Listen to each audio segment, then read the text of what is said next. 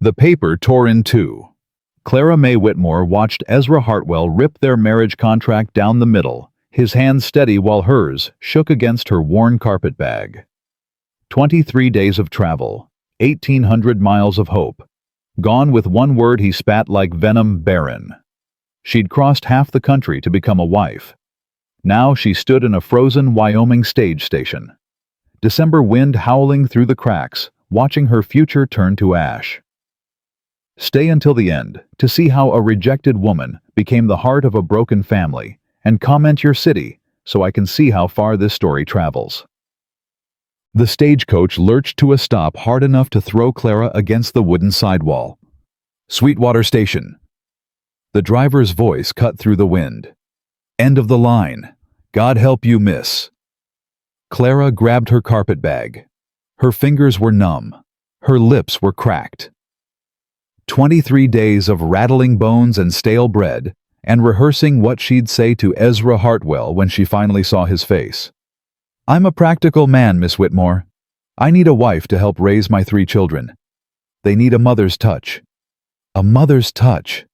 She'd clung to those words like a drowning woman. The cold slammed into her the second her boots hit frozen ground. She smelled wood smoke and horse sweat, and something wild, the scent of a land that didn't give a damn whether she lived or died. Mrs. Whitmore. She turned. Ezra Hartwell stood 10 feet away, hat in his hands. He looked nothing like his photograph. That man had smiled eyes, soft at the corners. This man was carved from granite, sharp jaw, hard mouth, shoulders broad enough to block out the gray sky behind him. Mr. Hartwell. She made her voice steady. I'm Clara Whitmore. His eyes swept over her, fast, efficient. The way a man looked at a horse he was deciding not to buy. Journey was long, he said. 23 days. Roads are closing, snow's coming. He picked up her trunk like it weighed nothing. We need to talk. Inside.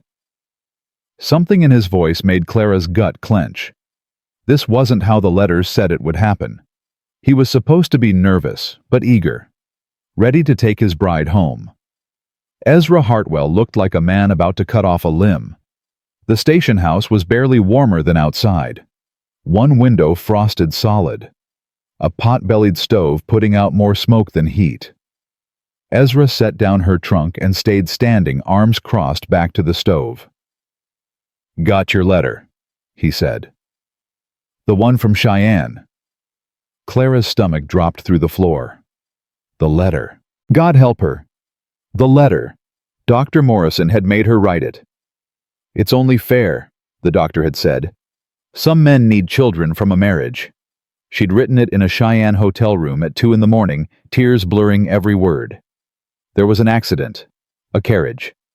The doctors say I cannot bear children. I understand if this changes things. Should have told me before you left Boston, Ezra said. I know. Would have saved us both a lot of trouble. Clara lifted her chin. She would not cry. Not in front of this man who looked at her like she'd stolen something. I'll take the next stage back east, she said. If you can recommend a boarding house. No stage coming. Ezra cut her off. Roads close in a week. Won't open till April. The room tilted. 5 months. Give or take. 5 months. Stranded. No money. No friends. No way out. Clara's legs gave. She sank into the chair, carpet bag sliding from her fingers. I see. Ezra was quiet. When he spoke again, his voice had lost its edge. Just barely. Got 3 children. Josephine's 11. Samuel's 8. Emmeline just turned 5. He paused. Their mother passed 20 months back. Pneumonia. I'm sorry. They need schooling. Josie reads fine, but Samuel struggles. Emmy don't know her letters. His jaw worked. I'm no teacher. Can barely keep the ranch going. Clara looked up slow. Understanding hit. Your letters said you taught at an academy, Ezra said. That true? 7 years. Literature and composition. Good. He nodded once. You stay through winter. Teach the children. Earn your keep. His voice hardened again. Separate room. Separate everything. Come spring, I'll pay your way back to Boston. It wasn't a proposal. It was a transaction. Cold as the wind outside. But what choice did she have? I accept, Clara said quietly. Thank you. Don't thank me. His eyes were flat. Ain't doing you a favor. We leave in an hour. Dress warm. The ride's 3 hours, and it gets colder after dark. He walked out without looking back. Clara waited until his footsteps faded. Then she pressed both hands over her face and let herself break. Just for a minute, just long enough to mourn the future she'd traveled 1,800 miles to find. Then she dried her eyes, straightened her spine, and started repacking. The wagon ride was 3 hours of frozen silence. Ezra sat rigid, eyes on the road, hands steady on the reins. Clara huddled under a wool blanket that smelled of horse and smoke, watching the Wyoming wilderness roll past like a fever dream. Everything was too big. The sky stretched forever gray and heavy. Mountains rose like sleeping giants. The wind never stopped cutting through every layer she wore. Ranch is over that ridge, Ezra said finally. Clara sat up, and there it was, a log house with 2 chimneys trailing smoke, outbuildings scattered around it, fences running off into the dark. Even in the gloom she could see care in the construction. This had been a home once, a real one. Stay close, Ezra said, helping her down. His hands on her waist were brief, businesslike. Children don't know about you. Didn't want to get their hopes up. In case I wasn't good enough. The front door burst open before they reached the porch. 3 small bodies tumbled out in a tangle of voices. Papa, you're home. Did you bring peppermints? Emmy hit me, and Josie wouldn't. Enough. One word from Ezra. The children froze. Clara got her first real look at them in the lamplight spilling from the doorway. Josephine, 11, tall and sharp-elbowed, red hair in a braid coming undone, green eyes already hostile. Samuel, 8, small for his age, dark hair with a stubborn cowlick, eyes too old for his face. Emmeline, 5, honey curls wild around a solemn face, clutching a rag doll with one arm missing. This is Miss Whitmore, Ezra said once they were inside.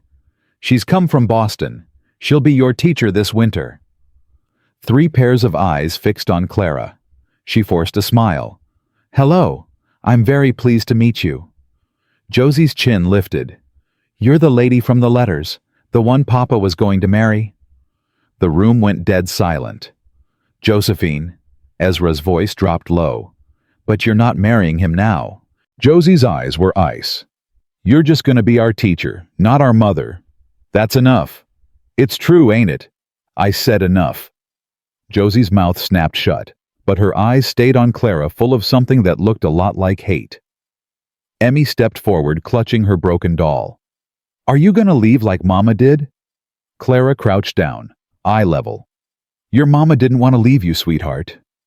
But she's gone. Emmy's voice was matter-of-fact. Everyone goes away. Clara's throat closed. I'll be here all winter. I promise. That ain't very long. No, Clara admitted. It's not. Samuel hadn't said a word. Now he erupted into a coughing fit so violent it bent him double wet, rattling the sound of something wrong deep in his chest. Ezra was at his side in 2 steps. Easy, son. Breathe through it. The coughing went on for nearly a minute. When it stopped, Samuel's face was red, his eyes streaming. I'm fine, he gasped. But Ezra's face said he wasn't. Said this happened too often. Said it scared him down to the bone. Bed. All of you. Ezra's voice was rough. Miss Whitmore will be here in the morning. The children filed out. Josie shot Clara one last look of pure venom. Samuel avoided her eyes. Only Emmy turned back at the door. Good night, Miss Whitmore. Then in a whisper she probably thought was quiet, I hope you stay longer than spring. And she was gone. Clara and Ezra stood alone in the lamplit room. "The boy's cough," Clara said carefully. "How long has he?" "Since last winter." Ezra's jaw was tight. "Doc Patterson says it's lung weakness, says he'll grow out of it." "There are treatments. My mother had something similar when I was young. Steam inhalations, certain herbs. You a doctor now?" The words hit like a slap. Clara straightened. "No, just someone who might be able to help." Ezra rubbed his face with both hands. For just a second, he looked exhausted. Human. "Sorry. That was uncalled for." He showed her to a small room off the kitchen. Narrow bed, washstand, clean blankets. "Water's in the pitcher. Breakfast at dawn." "Mr. Hartwell."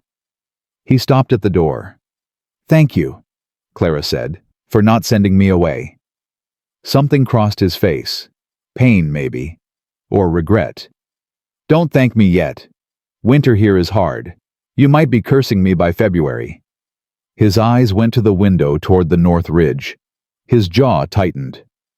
"And there's been trouble lately. Man named Brennan wants our water rights. He's been pushing hard." "Trouble? Nothing you need to worry about." But his voice said different. "Get some sleep, Miss Whitmore."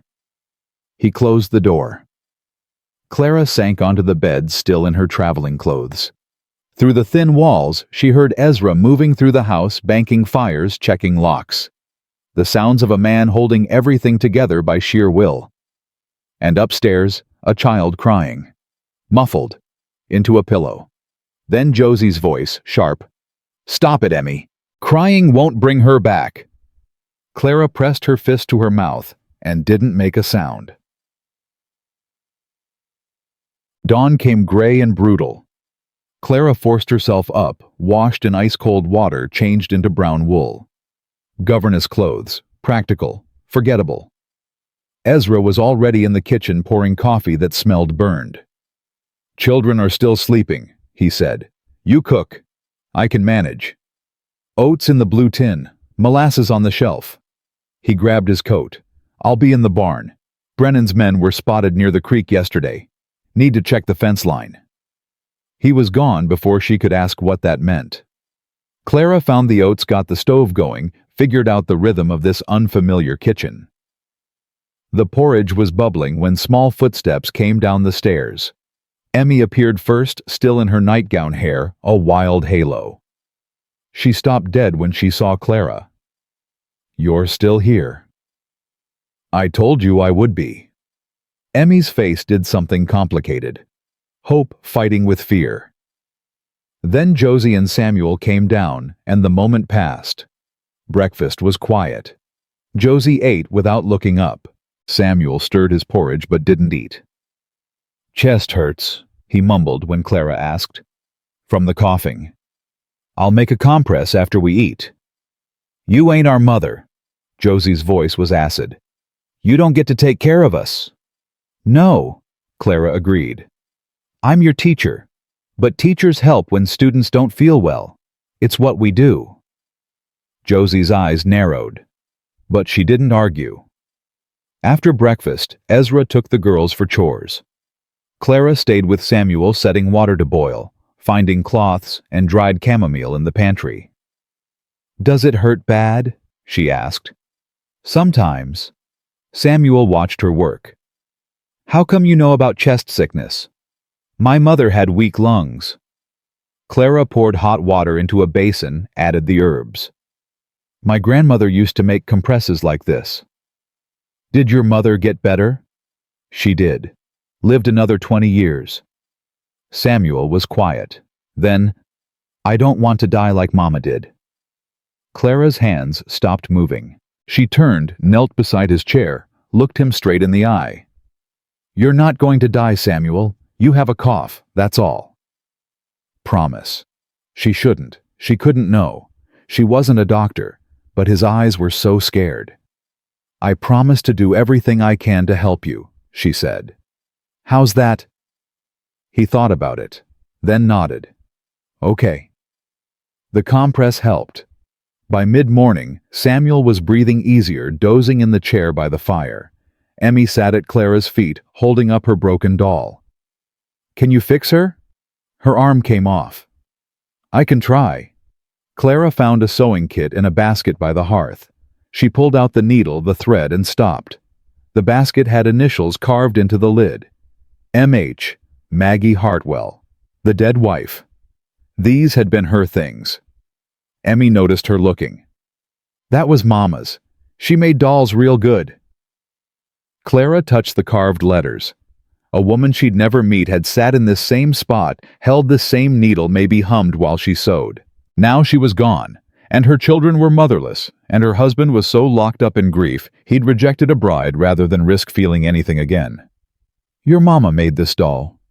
Emmy nodded. "Before she got sick. She said Maggie would keep me safe." Her lip trembled. "But she didn't keep Mama safe." Clara pulled the child close.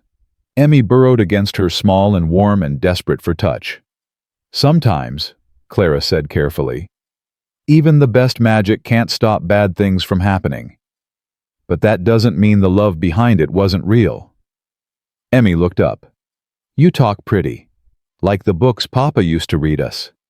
"Used to." He stopped, after Mama went to heaven. Emmy's voice was small. "He don't do much of anything anymore. Just works and worries and looks sad." Clara filed that away. Then she picked up the doll and started stitching. An hour later, the doll was whole again. "There." Clara held it up. "Good as new." Emmy grabbed it, hugged it to her chest. "Thank you, Miss Whitmore. Thank you, thank you, thank you. You're welcome, sweetheart. I wish you were staying forever." Emmy's voice dropped to a whisper. "I wish you were going to be our real mama." The words hit Clara square in the chest. Before she could answer, the front door opened. Ezra came in, stamping snow from his boots, Josie trailing behind him with a basket of eggs. His eyes swept the room. Samuel sleeping peacefully. Emmy clutching her fixed doll. Clara with the sewing basket in her lap. He went very still when he saw the basket. "That was Maggie's," Josie said flatly. "She shouldn't be touching Mama's things." "I'm sorry." Clara set it down. "Emmy asked me to fix her doll. I didn't mean to." "It's fine." Ezra's voice was rough. He wouldn't meet her eyes. "Maggie would have wanted someone using it." Josie made a sound of disgust and stomped toward the stairs. "Josephine." She stopped but didn't turn around. "Miss Whitmore helped your brother today. His cough is better. Maybe you could say thank you." Silence stretched. Clara saw Josie's shoulders shake, anger or tears, she couldn't tell. "Thank you," Josie said finally. The words came out like broken glass. Then she was gone. Footsteps pounding up to the loft. Ezra exhaled. "She'll come around." "Will she?" He looked at Clara then. Really looked. "You fixed Emmy's doll. You helped Samuel breathe. You didn't run screaming when Josie tried to bite your head off." The corner of his mouth twitched. Not quite a smile. "You might just survive this winter after all." High praise. "It's honest." He moved closer, lowered his voice. "Brennan's men cut our fence. North pasture. 3rd time this month." "Who is Brennan?" "Cornelius Brennan. Owns most of the land around here. Wants the rest." Ezra's jaw tightened. "Wants my water rights. Willow Creek runs through my property, only good water for 30 miles. He controls everything." "Can't you go to the sheriff?" "Sheriff's bought and paid for." Ezra's voice was bitter. "Brennan's got money, lawyers, friends in high places. I've got 3 kids and a ranch I can barely keep running." "What will you do?" "Same thing I've been doing. Fix the fences. Watch my back.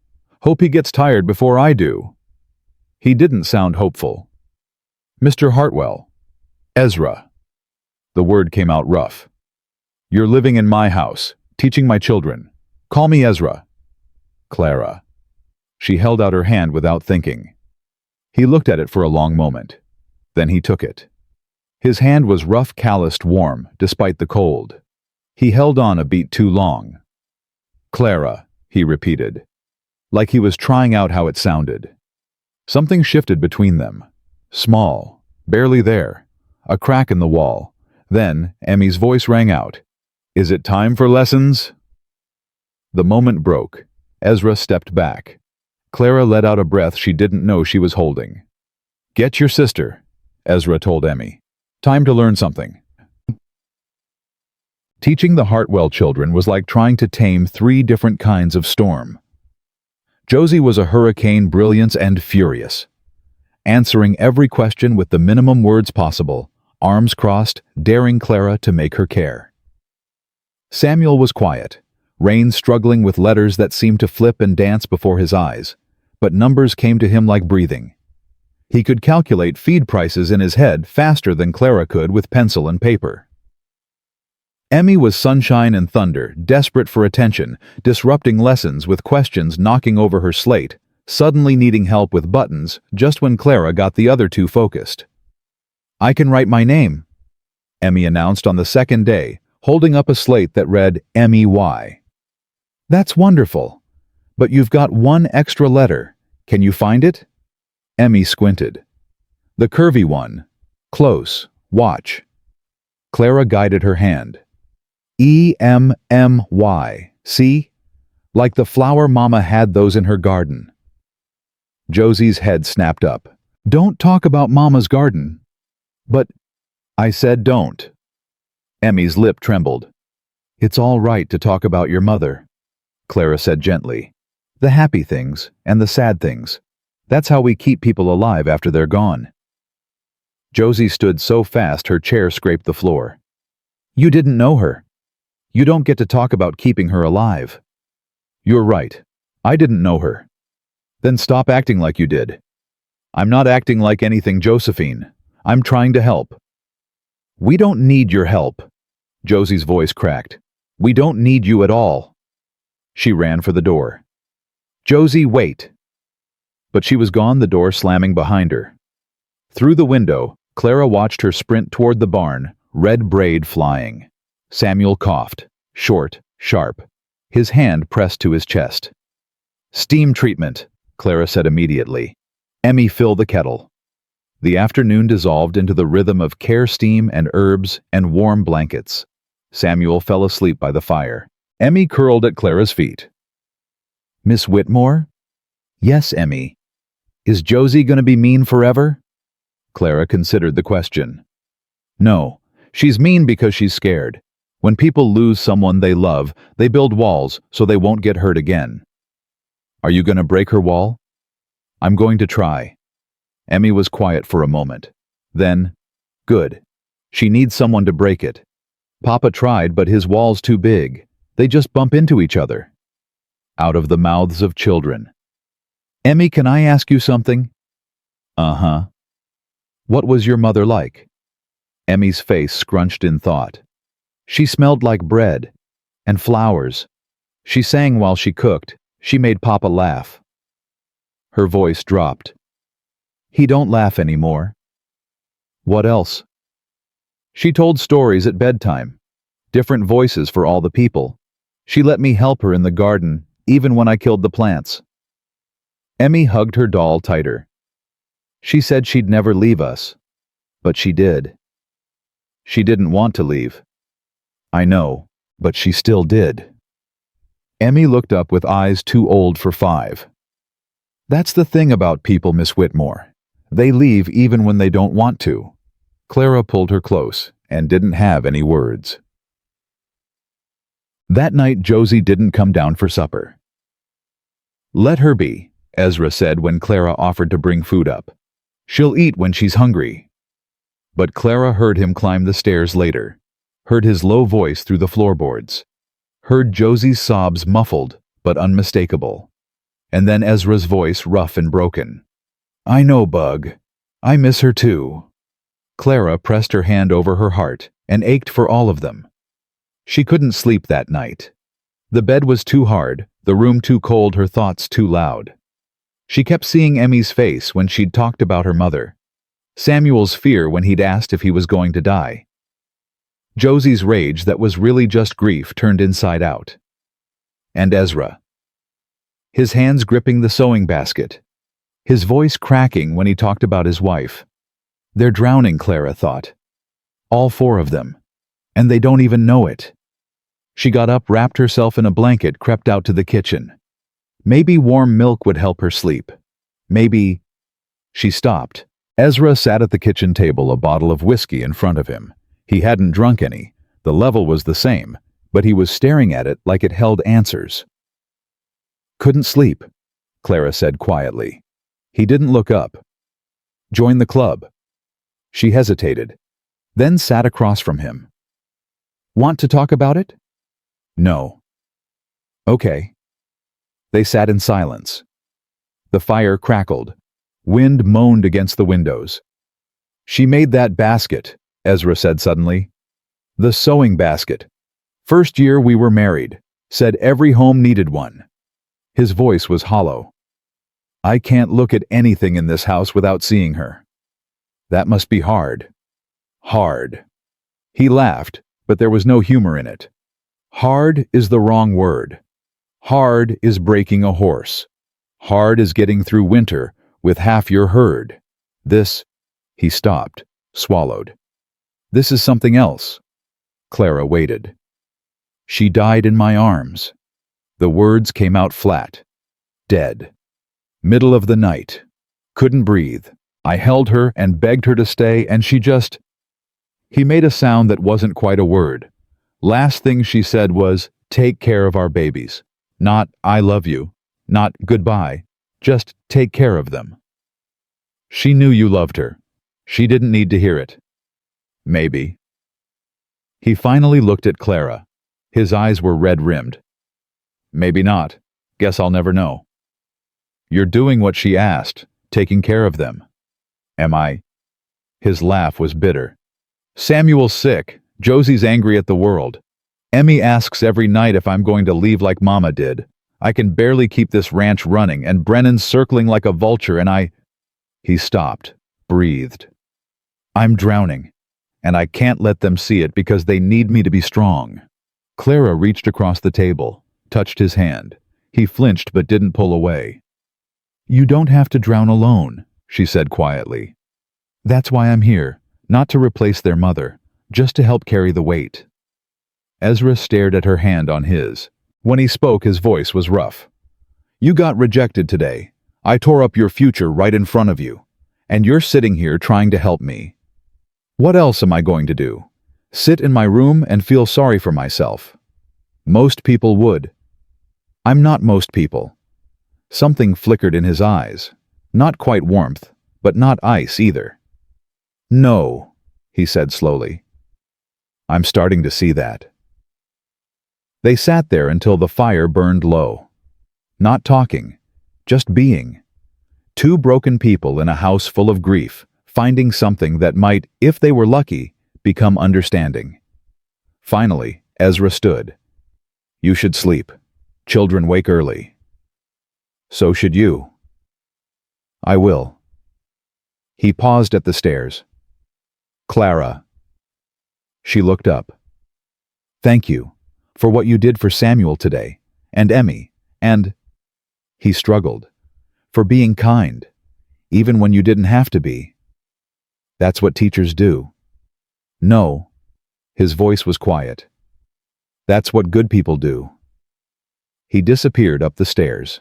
Clara sat alone in the dying firelight, her hand still warm where it had touched his. 5 months. She was here for 5 months. But sitting in this kitchen, in this house full of wounded hearts, she wasn't thinking about spring anymore. She was thinking about Emmy's whispered wish. I hope you stay longer than spring. And the terrifying truth was, Clara was starting to hope the same thing. She pressed her hand against her belly, against the emptiness that had defined her for 2 years. Barren. Broken. That's what the doctors had called her. That's what Ezra's torn contract had confirmed. But here in this house with these children who needed her, with this man who was learning to let her in, she didn't feel barren at all.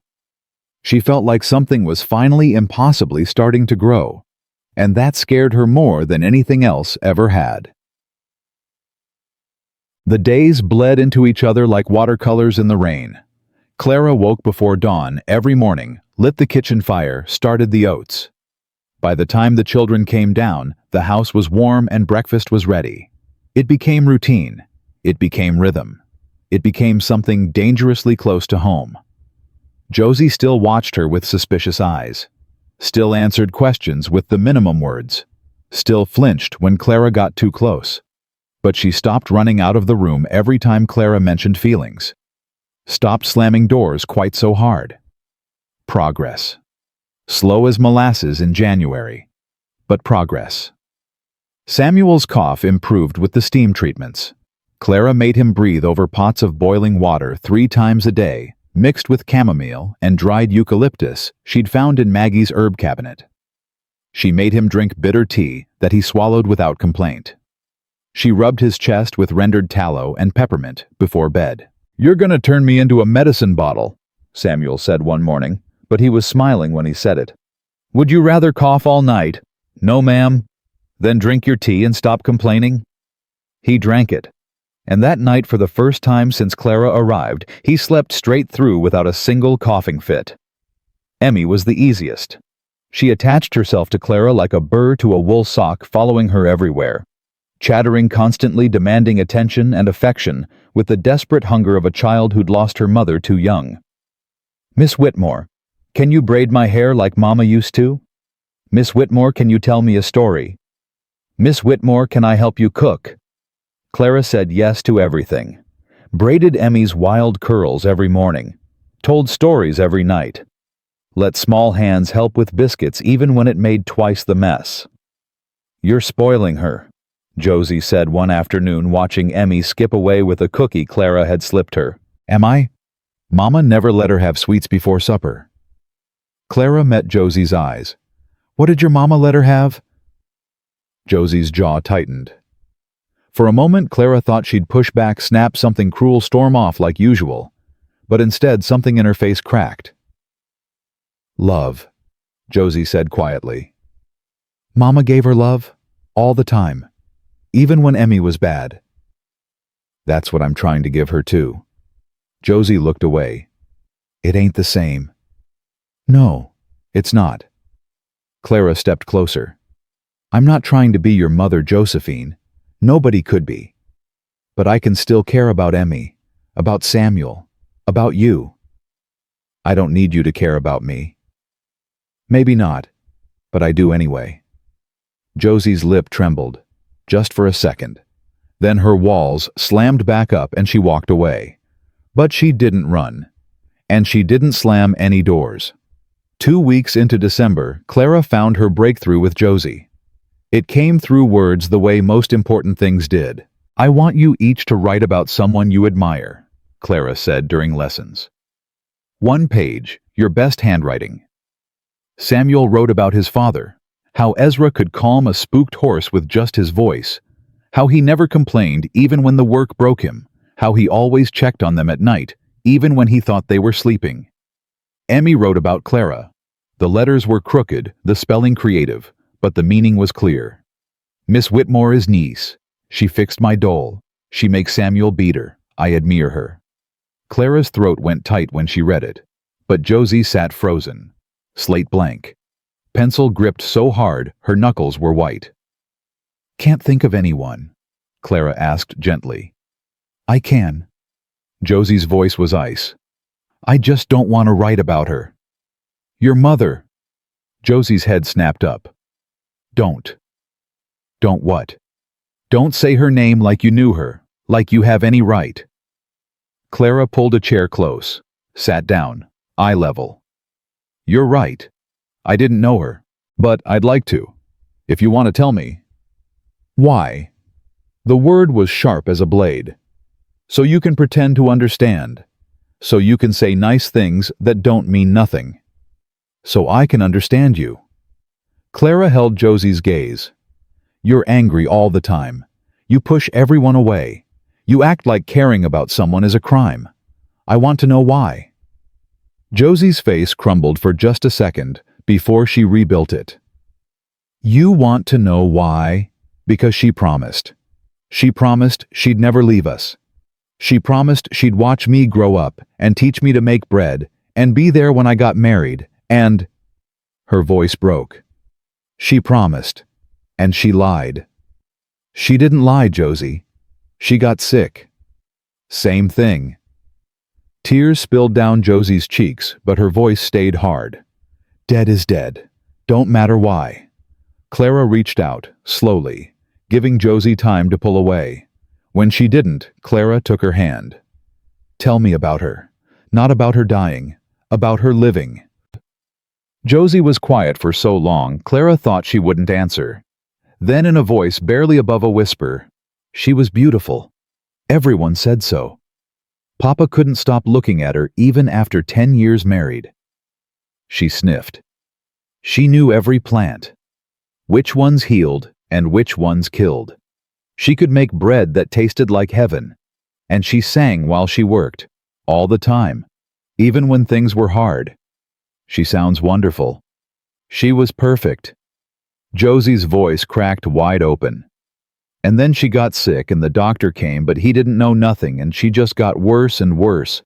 She couldn't breathe at the end. She kept trying to tell us something important, but she couldn't get enough air. And then one morning, she was just empty. Like her soul left, but her body didn't know it yet. Clara pulled Josie into her arms. The girl resisted for half a second, then collapsed against Clara's chest, sobbing in great heaving gasps that shook her whole body. "I miss her," Josie wailed. "I miss her so much. And it don't get better. It gets worse because every day there's something else she's missing. And every day I forget something else about her. I can't remember her voice anymore. I try to hear it in my head, and I can't." "Oh, sweetheart." Clara held her tighter. "I'm so sorry." They stayed like that for a long time, Josie crying while Clara rocked her, murmuring wordless comfort. Samuel and Emmy watched from across the room, eyes wide, uncertain. Finally, Josie's sobs quieted to hiccups. She pulled back, wiping her face with her sleeve. "Got your dress wet?" "I don't care about the dress." Josie looked up at her eyes red-rimmed and searching. "Do you promise you won't try to make us forget her? Some folks said Papa should marry quick, so we'd forget and not be sad no more. But I don't want to forget." "I would never ask you to forget your mother," Clara said firmly. "She's part of you. Part of what makes you wonderful. You should remember her every single day. That's not sad, Josie. That's love." Something in Josie's face shifted, softened. For the first time since Clara arrived, the hostility was gone. "Can I still write about her for the assignment?" "I would love that." The page Josie produced was the most beautiful thing Clara had ever read. 3 pages instead of 1 in careful script, describing Maggie Hartwell in such vivid detail that Clara felt she knew the woman. The way she hummed while kneading bread. The way she danced with Ezra in the kitchen when she thought the children were sleeping. The way she told stories with different voices, making Emmy giggle and Samuel groan and Josie roll her eyes but secretly love every minute. By the time Clara finished reading, tears were streaming down her own cheeks. "This is extraordinary," she said. "Your mother would be so proud of you." Josie smiled, really smiled, small and shy, but real. And Clara felt something shift in her chest, something that felt like hope. That night, after the children were in bed, Clara found Ezra on the front porch. He stood staring out at the frozen valley shoulders, hunched against the cold, a cigarette burning forgotten between his fingers. "She wrote about her mother today," Clara said. "Josie." "For a composition assignment. It was beautiful." Ezra didn't turn around. "She don't talk about Maggie much, not to me." "She's afraid it hurts you." "It does." His voice was rough. "But not like she thinks. It hurts because I'm failing them. Maggie would know what to say, what to do. She'd have Samuel healthy and Emmy not so clingy and Josie not so angry. I just make everything worse." "That's not true." "Ain't it?" He turned then, and his face was ravaged. "Look at them, Clara. Look at my children. They're broken, and I don't know how to fix them." "They're not broken. They're grieving. There's a difference. Is there? Clara stepped closer. Josie cried in my arms today. First time since her mother died, she said. She's starting to heal Ezra. Samuel's breathing better. Emmy's learning her letters. They're not broken. They're growing. Ezra stared at her. The cigarette had burned down to his fingers, but he didn't seem to notice. Clara reached out, took it, dropped it in the snow. You're good with them, he said finally. Better than I expected. I love teaching. It's more than that. His eyes searched her face. You care about them, really care. I can see it. Of course I care about them. Most people wouldn't. Most people would just do the job, count the days till spring and leave. I'm not most people. No. His voice dropped. You're really not. They stood there in the cold breath misting between them. Clara's heart was beating too fast. They're getting attached to you, Ezra said quietly.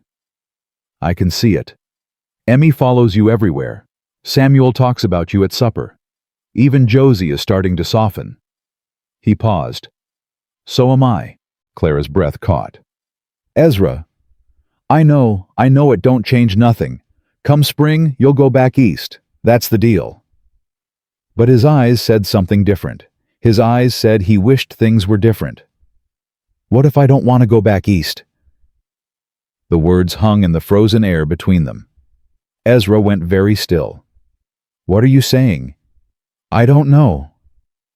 Clara wrapped her arms around herself. I just know that this house, these children, this life, it feels more real than anything I had in Boston. More like home than anywhere I've ever been. Clara. Her name came out rough. Don't say things you don't mean. I mean every word. He reached out, brushed snow from her shoulder. His hand lingered warm even through the cold. You're making this very hard, he said. Making what hard? Keeping my distance. His jaw tightened. Remembering you're temporary. Before Clara could respond, a sound split the night. Samuel's voice high and terrified. Papa, Papa, I can't breathe. They ran. Samuel was sitting up in bed, clutching his throat, his face turning red, then purple. Josie stood beside him, frozen in horror. Emmy was crying. Clara's training kicked in before fear could. Get him to the kitchen, she ordered. By the stove, now! Ezra scooped up his son and ran. Clara was right behind him, grabbing blankets and cloths as she passed. Josie, get water boiling. As much as you can. Emmy, bring me all the pillows from my room. Move. The girls scattered. Clara made a tent with blankets over Samuel and the steaming pot. She climbed under with him, holding him against her chest. Look at me. She gripped his face. Samuel, look at me. His eyes were wild with panic. He clawed at his throat, gasping. You're not dying. You hear me. You're not dying. I won't let you. Clara made her voice iron. Now breathe with me. In through your nose. Slow. Out through your mouth. Slower. She breathed loudly, exaggerated, forcing him to focus on her rhythm instead of his terror. In, out, in, out. His gasping hitched, stuttered, then slowly, agonizingly slowly began to match hers. That's it. That's my brave boy. Keep going. In, out, in, out. The purple faded from his face. Red replaced it, then pink. His breathing eased. The wheezing softened. Good. So good, Samuel. You're doing so good. Emmy appeared at the tent's edge, arms full of pillows, face streaked with tears. Is he dying? No. Clara's voice was firm. He's going to be fine. He just needs to breathe. They stayed under the steam tent for 20 minutes. Clara held, Samuel breathed with him, murmured encouragement, until the attack finally passed and he slumped against her, exhausted but breathing normally. When they emerged, Ezra was white as a ghost. He's okay, The attack's over. Clara helped Samuel settle into a chair piled with pillows. He needs to rest, and we need to keep doing the steam treatments, maybe more often. Ezra crossed to his son, fell to his knees beside the chair. His hands were shaking as he touched Samuel's face. God, boy, you scared me half to death. Sorry, Papa. Samuel's voice was thin. Couldn't help it. I know. Ezra pulled him close, holding on like Samuel might disappear if he let go. Clara watched them, her own hands trembling now that the crisis had passed. Josie stood in the corner, silent tears running down her face. Emmy had attached herself to Clara's leg and wouldn't let go. He almost died, Josie whispered. Like Mama. But he didn't. Clara crouched down, pulled both girls close. He didn't die, and he's not going to. We're going to take care of him, all of us together. Promise? Emmy's voice was tiny. I promise. They kept Samuel downstairs the rest of the night, taking turns watching him, making sure he kept breathing. Ezra refused to sleep, sitting vigil beside his son's makeshift bed. Around 3 a.m, Clara brought him coffee. He took it without speaking, but when she turned to go, his hand caught hers. Thank you. His voice was wrecked. You saved his life. I just helped him breathe. You saved his life, Ezra repeated. I couldn't. I froze. Saw him turning purple and I froze, just like with Maggie. His grip tightened. But you didn't. You knew what to do. I was scared too. Didn't show it. Couldn't. Clara sat beside him. He needed me to be calm. So I was calm. Ezra looked at her for a long moment. Then slowly he lifted her hand to his lips and kissed her knuckles. Whatever I did to deserve you showing up on that stage, he said quietly. I thank God for it every day. Clara's heart stopped, then started again twice as fast. Ezra. I know. He let go of her hand. I know. It don't change nothing. But I needed to say it. He turned back to Samuel, effectively ending the conversation. Get some sleep, Clara. I'll watch him. She didn't sleep. Couldn't. She lay in her narrow bed and stared at the ceiling, her hand still warm where he'd kissed it. What was happening to her? She'd come to Wyoming to find a practical marriage. Instead, she'd found something terrifying.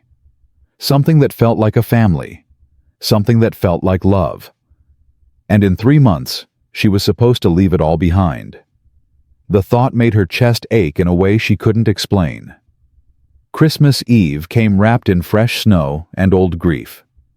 Clara woke to silence, the kind of silence that meant someone was avoiding something. She found Ezra already gone out checking cattle. He'd said, though, she suspected he was really just escaping the memories that December 24th held. Mama loved Christmas, Emmy announced at breakfast, pushing her porridge around her bowl. She made gingerbread with raisin buttons. We sang carols.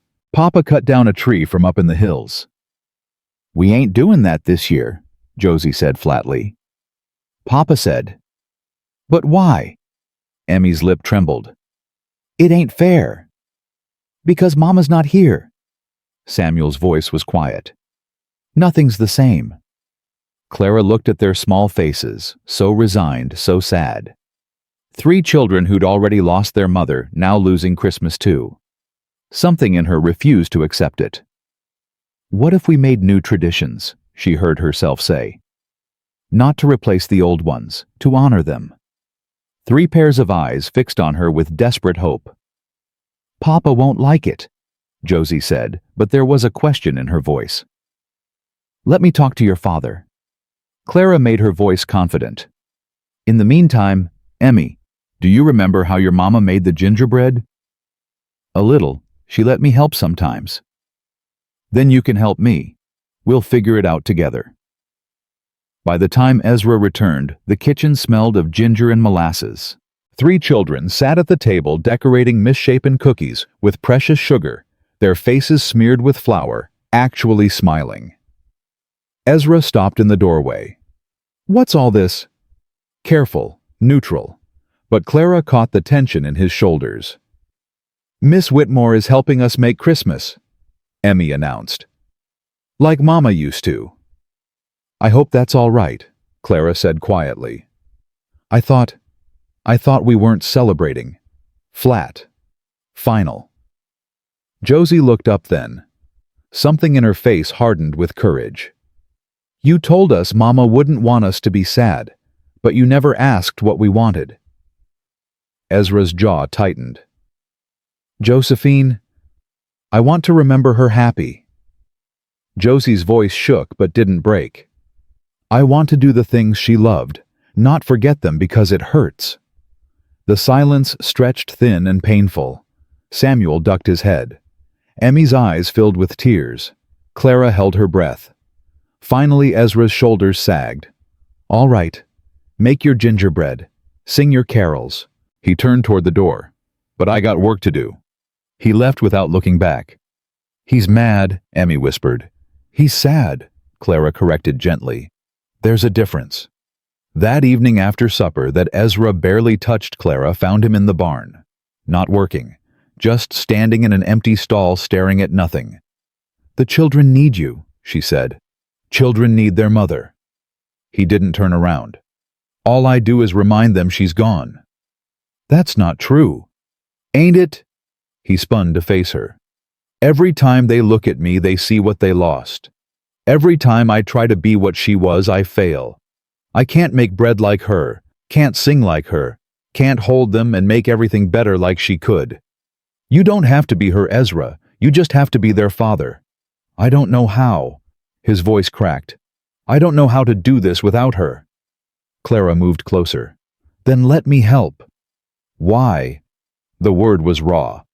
Why do you keep helping? I rejected you. Tore up our contract in front of you. Told you that you weren't good enough. And you're still here making cookies with my children, teaching them to smile again, making me feel things I swore I'd never feel again. Why? Because I care about them. Is that all? Clara met his eyes. No. The word hung between them. Heavy. Dangerous. Ezra stepped closer. Clara, I care about you too. The confession came out before she could stop it. I tried not to. I know I'm supposed to leave in spring. I know you're still grieving your wife. I know I can't give you what she could. But I can't help it, Ezra. Somewhere between steam tents and gingerbread and watching your daughter cry in my arms, I started to feel like this is where I belong. Ezra's hands lifted to her face, rough palms against her cold cheeks. His eyes searched hers looking for something. Permission, maybe, or a reason to pull away. He didn't find one. I've been fighting this for weeks, he said roughly, telling myself you're temporary, telling myself not to get attached, telling myself it wouldn't be fair to you or the children or Maggie's memory. His thumbs brushed her cheekbones. But I'm tired of fighting. I'm tired of being alone even when I'm surrounded by people. And when I look at you, Clara, when I see how you are with my children, how brave you were when Samuel couldn't breathe, how kind you are even when you have every reason to be bitter, I don't want to fight anymore. Clara's heart hammered against her ribs. What are you saying? I'm saying maybe temporary don't have to be permanent. He swallowed hard. I'm saying maybe come spring you don't have to leave. Ezra. I ain't proposing, not yet. We barely know each other. But his hands stayed on her face, gentle and warm. I'm just saying maybe we see where this goes. Maybe we stop pretending this is just business. And the children. They already love you. His voice caught. I see it every day. The way Emmy looks at you. The way Samuel breathes easier when you're in the room. Even Josie. He laughed broken and soft. You got through to Josie. Nobody's been able to do that since Maggie died. Clara leaned into his touch. I don't want to replace her. You couldn't if you tried. Maggie was... He stopped, breathed. Maggie was my first love, my wife, the mother of my children. Nothing changes that. His eyes held hers. But she's gone, Clara. And I'm still here. My children are still here. And we need—" His voice roughened. "I need—" He kissed her, soft, tentative, a question more than a statement. Clara answered by kissing him back. They stood in the barn with hay under their feet, and horses breathing softly in nearby stalls, and something that had been building for weeks finally broke free. When they pulled apart, Ezra rested his forehead against hers. "That was either the best idea I ever had," he said, "or the worst. Which do you think—" "Ask me in spring," Clara smiled. "I intend to." They walked back to the house, hand in hand. And when they came through the door together, 3 children looked up with eyes full of hope. "Papa?" Emmy's voice was small. "Are you still mad?" Ezra crossed to her, knelt down, pulled her into his arms. "I was never mad, Hazelnut, just sad." He looked at Josie, and Samuel opened his arms wider. "Come here, all of you." They came. 4 Hartwells tangled together in the middle of the kitchen, holding on like they might never let go. And Clara stood by the door, watching, heart full to bursting, feeling like an intruder on something sacred. Then Emmy's hand reached out and grabbed hers. "You too, Miss Whitmore. You're part of us now." Clara looked at Ezra. He nodded, eyes bright. She let Emmy pull her into the tangle of arms and bodies and grief and love. Let herself be folded into something that felt like family. And for the first time since she'd gotten on that stage in Boston, Clara May Whitmore felt like she'd finally impossibly come home. Christmas morning broke clear and cold. Clara woke to the smell of coffee and something else, wood smoke with a hint of pine. She dressed quickly, emerged into the kitchen, and stopped dead. A tree stood in the corner of the front room. Small and scraggly, listing slightly to the left, but definitely a Christmas tree. Ezra stood beside it, looking almost sheepish. "Cut it this morning," he said gruffly. "Before dawn. Thought the children might want something to decorate." "Ezra, Maggie would have wanted it. You were right about that." When the children came downstairs and saw the tree, Emmy screamed so loud, Clara feared for the windows. Samuel's face split into the first real grin she'd seen from him. Even Josie smiled quick and bright. They spent Christmas Day making decorations from whatever they could find. Paper chains, dried berry garlands, ribbons from Clara's hair. The tree was ugly and beautiful and absolutely perfect. Clara had nothing to give as presents. She'd arrived with barely more than the clothes on her back. So she gave them stories instead. Tales of Christmas in Boston, of ice skating, and carolers of the grand tree in the public garden. "It sounds magical," Emmy breathed. "It was," Clara admitted. "But different magic than this." "What magic is here?" Samuel asked. "It's just snow and cold." Clara looked around at the 3 children, at Ezra watching her with something like wonder at the humble house that had somehow become home. "The magic of people choosing to love each other even when it's hard," she said. "That's the strongest magic there is." Ezra's eyes met hers across the room. He didn't speak. He didn't need to. That night, after the children were asleep, Emmy sprawled across her new bed of blankets by the tree, refusing to sleep anywhere else. Ezra found Clara on the porch. "Thank you," he said quietly. "For what?" "For giving them Christmas back." He moved to stand beside her. "For giving me Christmas back. Maggie would have wanted it." "Maybe." He was quiet for a moment. "But you made it happen." They stood in comfortable silence, watching the stars wheel overhead. The cold was brutal, but Clara barely felt it. "I've been thinking," Ezra said finally, "about spring." Clara's heart clenched. "What about it?" "I don't want you to go." The words came out rough. "I know that's selfish. I know you deserve better than a broken-down rancher with 3 kids and a man trying to steal his land. But I don't want you to go, Clara. These past weeks, watching you with the children, seeing them smile again, feeling like maybe I could smile again too." He turned to face her. I ain't good at this. Words were always Maggie's thing, but I need you to know, I don't want to go either. Ezra's breath caught. You mean it? I mean it. Clara took his hands. I came here expecting nothing. Less than nothing. I expected to survive the winter and slink back east with my tail between my legs. Instead, I found... She struggled for words. I found your children. I found you. I found a place where being barren doesn't mean being broken. You were never broken. I felt broken. For 2 years I felt like damaged goods, like something no one could want. Tears pricked her eyes. But here with you with them, I feel whole, for the first time in as long as I can remember. Ezra pulled her close. She pressed her face into his chest, breathing in the smell of wood smoke and pine, and something that was just him.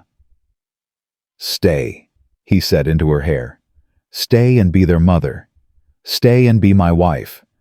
Not because you're trapped here, because you want to. I want to. Then it settled. She could hear the smile in his voice. Come spring, we make it official. Clara looked up at him. What about Brennan? The trouble you mentioned. Ezra's face hardened. Brennan's a problem for another day. Tonight is Christmas, and I'm standing here with a beautiful woman who just agreed to marry me. Brennan can go to hell. Such language. You'll get used to it. He kissed her forehead. Come inside. It's cold out here. They went in together, hand in hand. And as Clara settled into sleep that night, the sounds of this house wrapped around her like a blanket. The crackle of dying fires, the whisper of wind, the soft breathing of 3 children she'd somehow come to love. She thought about how strange life was. She'd traveled 1,800 miles to find a husband who didn't want her. Instead, she'd found a family that needed her, and that she decided was the best Christmas gift she'd ever received. But outside in the frozen dark beyond the ranch boundaries, Cornelius Brennan sat in his parlor and planned. He'd heard about the woman who'd come to stay with Ezra Hartwell. Heard she was standing beside him now, making him stronger instead of weaker. That wouldn't do. That wouldn't do at all. He poured himself another whiskey and smiled. Come spring, he'd make his move, and Ezra Hartwell would learn what happened to men who refused to sell. The peace lasted 3 weeks.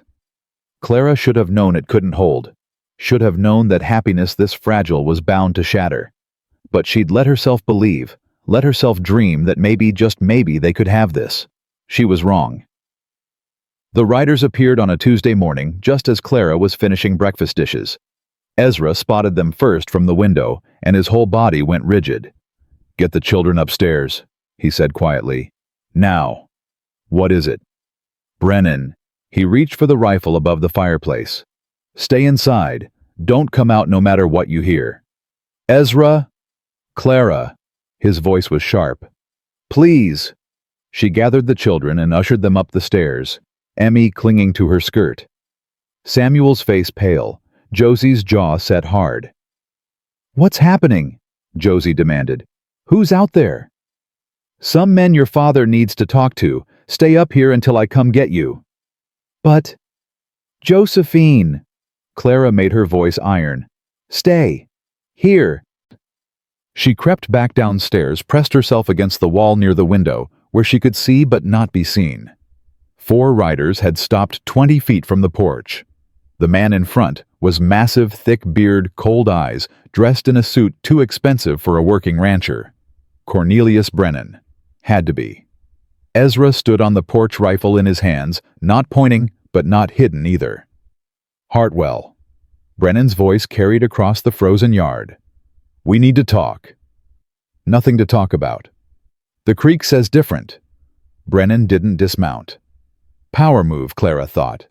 Staying above Ezra, making him look up. My lawyer's been going through the old surveys. Turns out your boundaries ain't quite where you think they are. My boundaries are exactly where my deed says they are. Deeds can be wrong. Brennan smiled, and it didn't reach his eyes. Surveys can be misread. These things happen. They don't happen. They get made to happen. Ezra's grip tightened on the rifle. By men with money and lawyers and no conscience. Careful, Hartwell. That sounds like an accusation. It's an observation. Brennan's smile disappeared. Let me make this simple.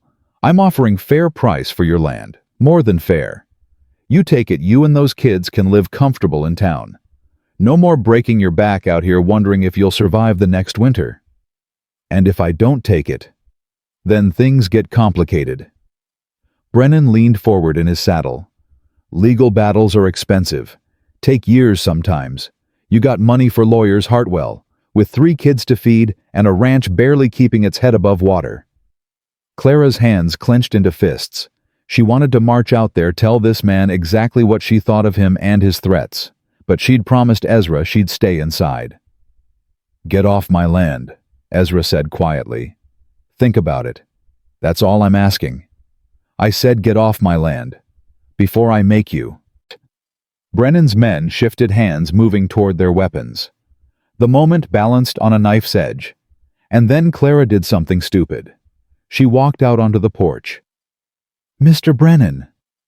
Her voice rang clear across the yard, every ounce of Boston breeding in every syllable. Good morning. All eyes turned to her.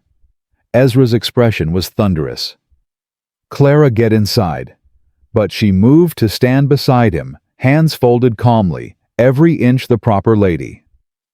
I don't believe we've been introduced. I'm Mrs. Hartwell. The lie came smooth, necessary. She saw Ezra's sharp intake of breath, but he didn't contradict her. Brennan's eyes narrowed. Heard Hartwell was getting married. Mail order bride, wasn't it? I came from Boston to marry Mr. Hartwell, yes. We wed just after Christmas. Clara let her voice drip with aristocratic disdain. I'm afraid I don't understand this talk of selling. My husband hasn't mentioned any such plans to me. Your husband's in over his head, ma'am. Ranch is failing. How interesting, because the ledgers I've reviewed suggest otherwise. She had no idea what the ledgers said.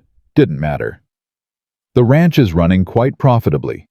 Excellent year with the calves prices strong at market. You don't understand ranching, Mrs. Hartwell. I understand numbers, and I understand bullies. Clara stepped forward. You want this land because it's valuable, not because Mr. Hartwell is struggling. The creek is the best water for miles. Control the water, control the valley. That's not charity you're offering, Mr. Brennan. That's theft dressed up as kindness. Brennan's face darkened. Careful, ma'am. That's a serious accusation. It's an accurate one. Clara didn't flinch. Now I believe my husband asked you to leave. I suggest you do so before I'm forced to note your trespassing in my correspondence with certain officials in Washington. My father had many connections in territorial affairs. I'm certain they'd be most interested in local land disputes. Complete bluff. Her father had been a schoolteacher who'd died owing money, but she delivered it with such confidence that Brennan actually hesitated. This isn't over, he finally said, yanking his horse's reins. I'm certain it's not. Clara smiled pleasantly. Good day, Mr. Brennan. They watched the riders leave, dust rising behind them. The moment they were out of sight, Ezra grabbed her arm. What the hell was that? That was me protecting what's ours. That was you putting yourself in danger.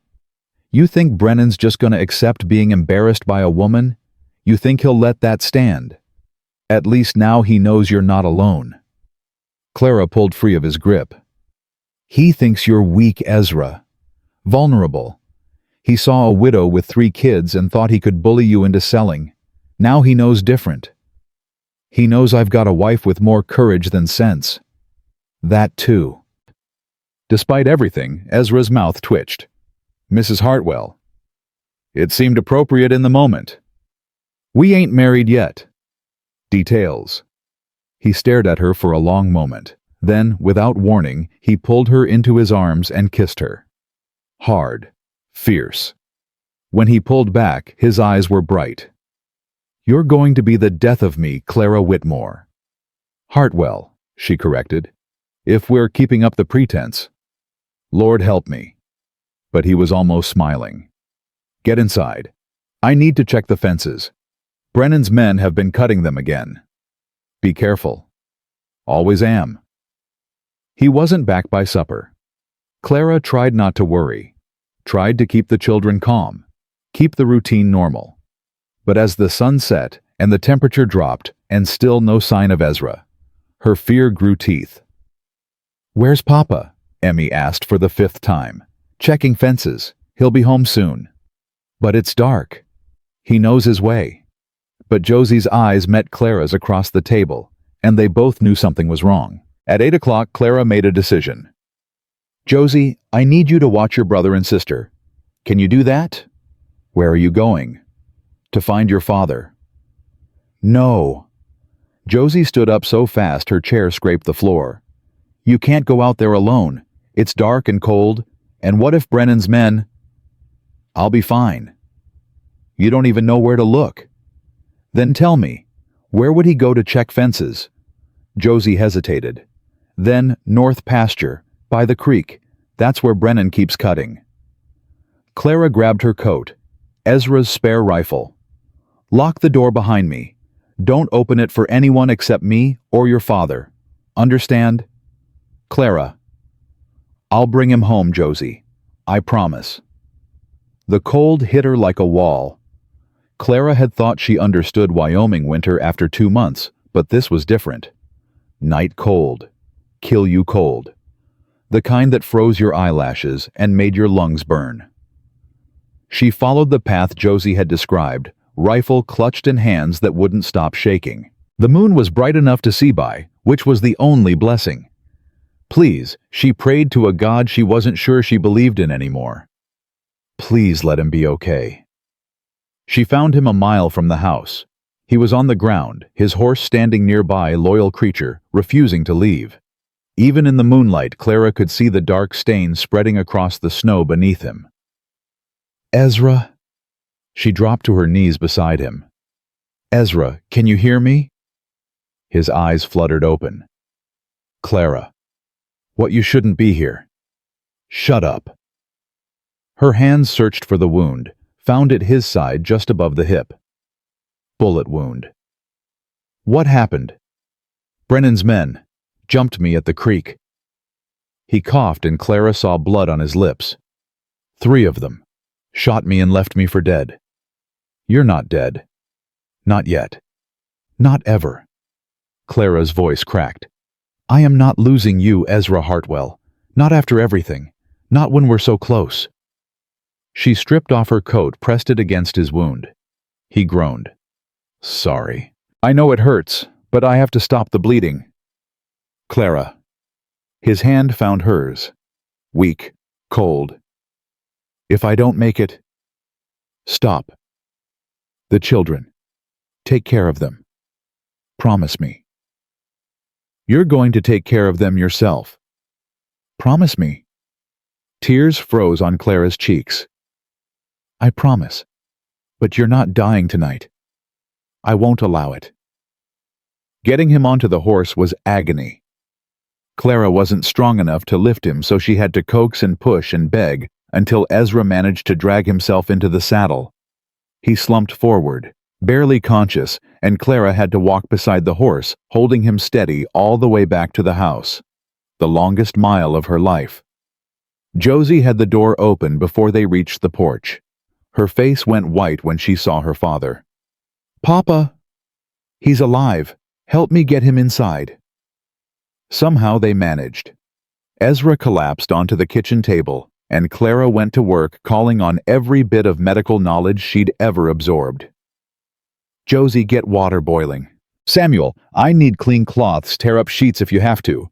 Emmy, stay out of the way and pray." The bullet was still in him. Clara could feel it when she probed the wound, and Ezra screamed through gritted teeth. "I have to get it out," she said as much to herself as to him.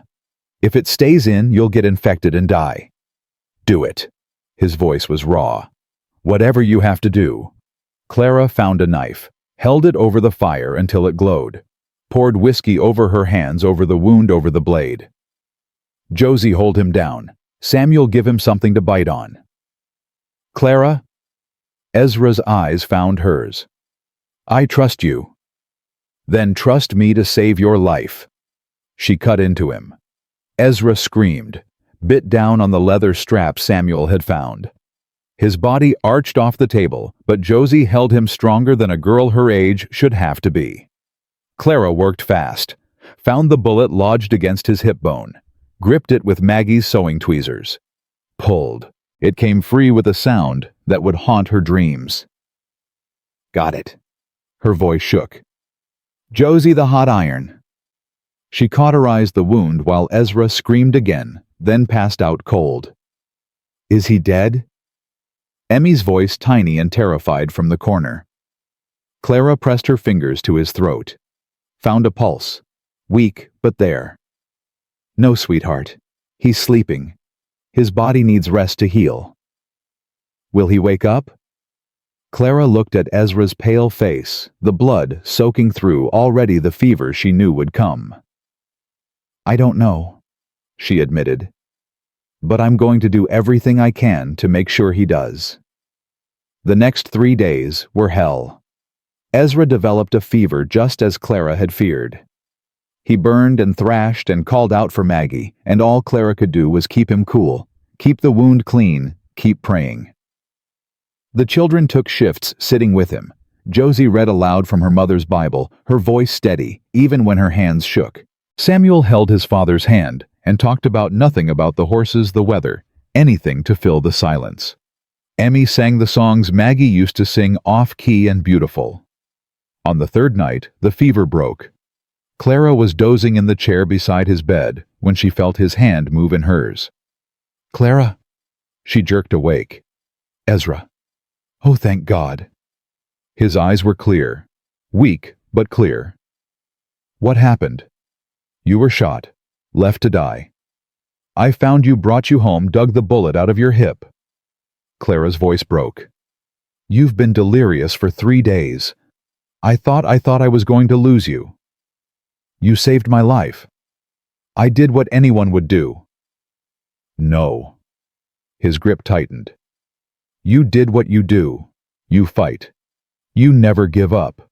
He pulled her closer. I heard you, you know. During the fever. Heard you talking to me, telling me to stay, telling me the children needed me. He paused. Telling me you loved me. Clara's face heated. You heard that. Every word. He managed a weak smile. Did you mean it? Every word. Good. His eyes drifted closed. Because I love you too. And as soon as I can stand up, I'm going to make you my wife properly. No more pretending. Clara kissed his forehead. Rest now. We have time. Brennan. Can wait. You need to heal. He's going to come back. Stronger. Then we'll be ready. Clara's voice hardened. I didn't drag you a mile through the snow just to let that man take everything you've built. We'll find a way to fight him. We. This is my family now. My fight too. Ezra's eyes opened again. Something in them shifted gratitude, wonder, love. What did I ever do to deserve you? Ask me again when you're well. She smoothed his hair back. Sleep now. I'll be here when you wake up. He slept. And Clara sat beside him, holding his hand, already planning their next move. A week later, Ezra was well enough to sit up. 2 weeks later, he could walk with a cane. 3 weeks later, he was back to cursing at the cattle and pretending he didn't need help. But the wound had changed things, made them all realize how fragile their happiness was, how quickly it could be taken away. Clara started searching the house. What are you looking for? Josie asked, watching Clara rifle through boxes in the attic. Something that might help us fight Brennan. Legal documents, survey maps, anything that proves your father's claim to the land. Papa has the deed downstairs. I know, but Brennan's lawyers will challenge it. We need more. They searched for days, found nothing but old clothes and children's drawings and a trunk full of Maggie's things that Clara touched with careful reverence. Then on the 4th day, Josie found it. Clara!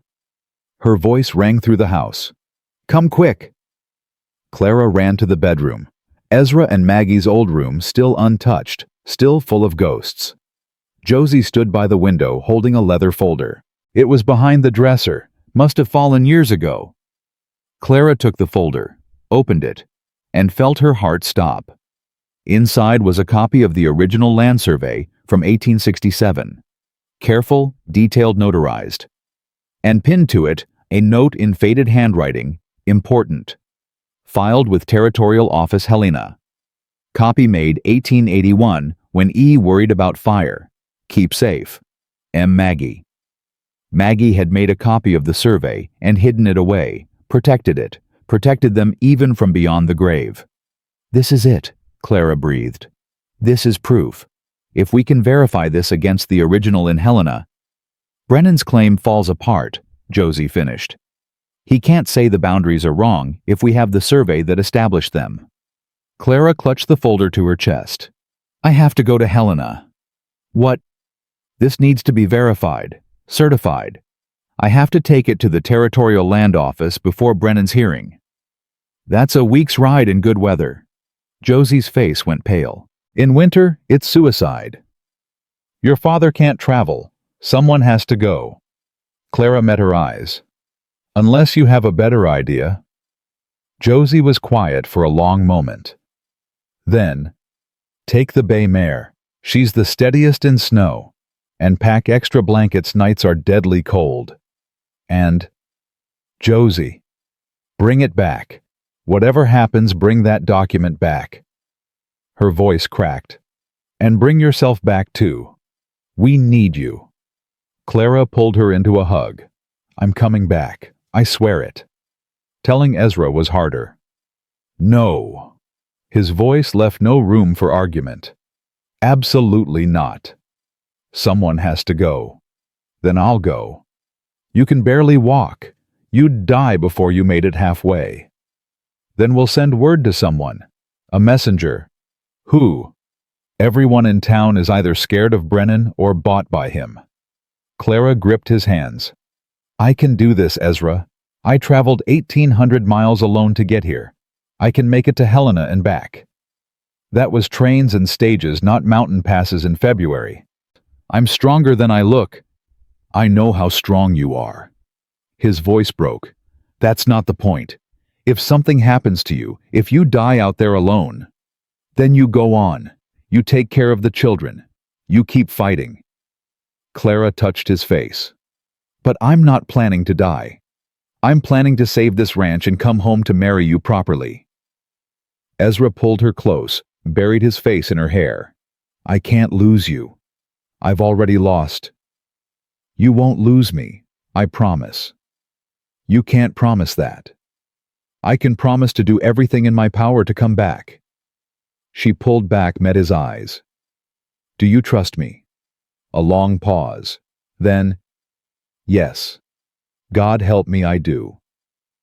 Then let me do this. Let me fight for us. The morning she left was bitter cold.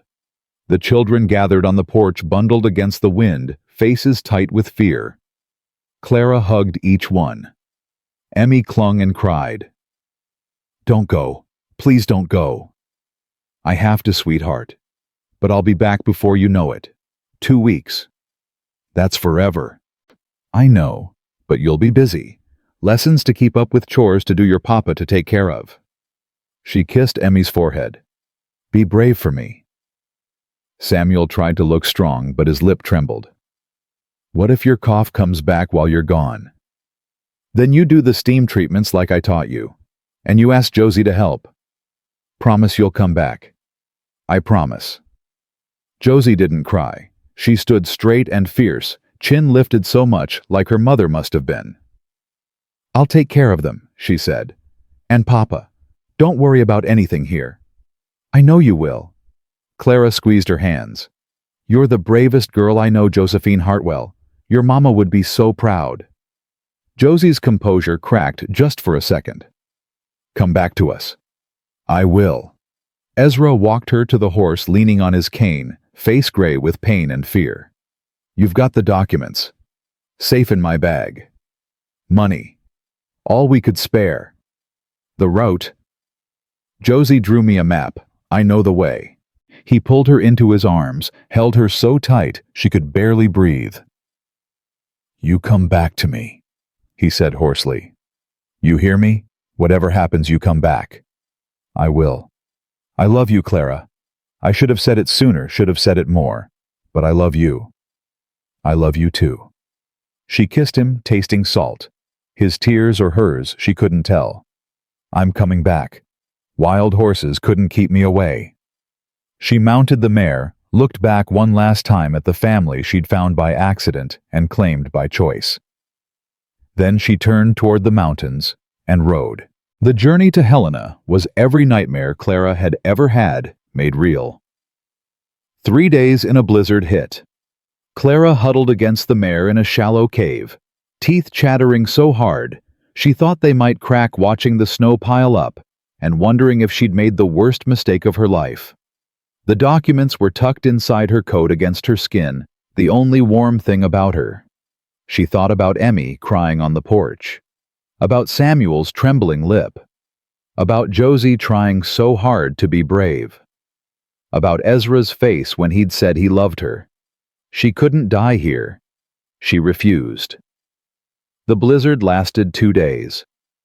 When it finally broke, Clara dug herself out and kept moving. On the 6th day, her horse went lame. Clara walked the last 20 miles into Helena, leading the mare. Her boots soaked through her feet numb. Her lips cracked and bleeding from the cold. Every step was agony. Every breath burned. But she made it. The Territorial Land Office was a squat stone building in the center of town. Clara pushed through the door looking like something dragged through hell and feeling worse. "Ma'am?" The clerk behind the desk stared at her with wide eyes. "Are you all right?" "I need to verify a document." Her voice came out rough, scraped raw by cold and exhaustion. "A land survey from 1867. Hartwell property in Sweetwater Valley." "Ma'am, perhaps you should sit down." "I'll sit down when my business is done." Clara pulled the folder from inside her coat, set it on the desk with hands that wouldn't stop shaking. "This is a copy made in 1881.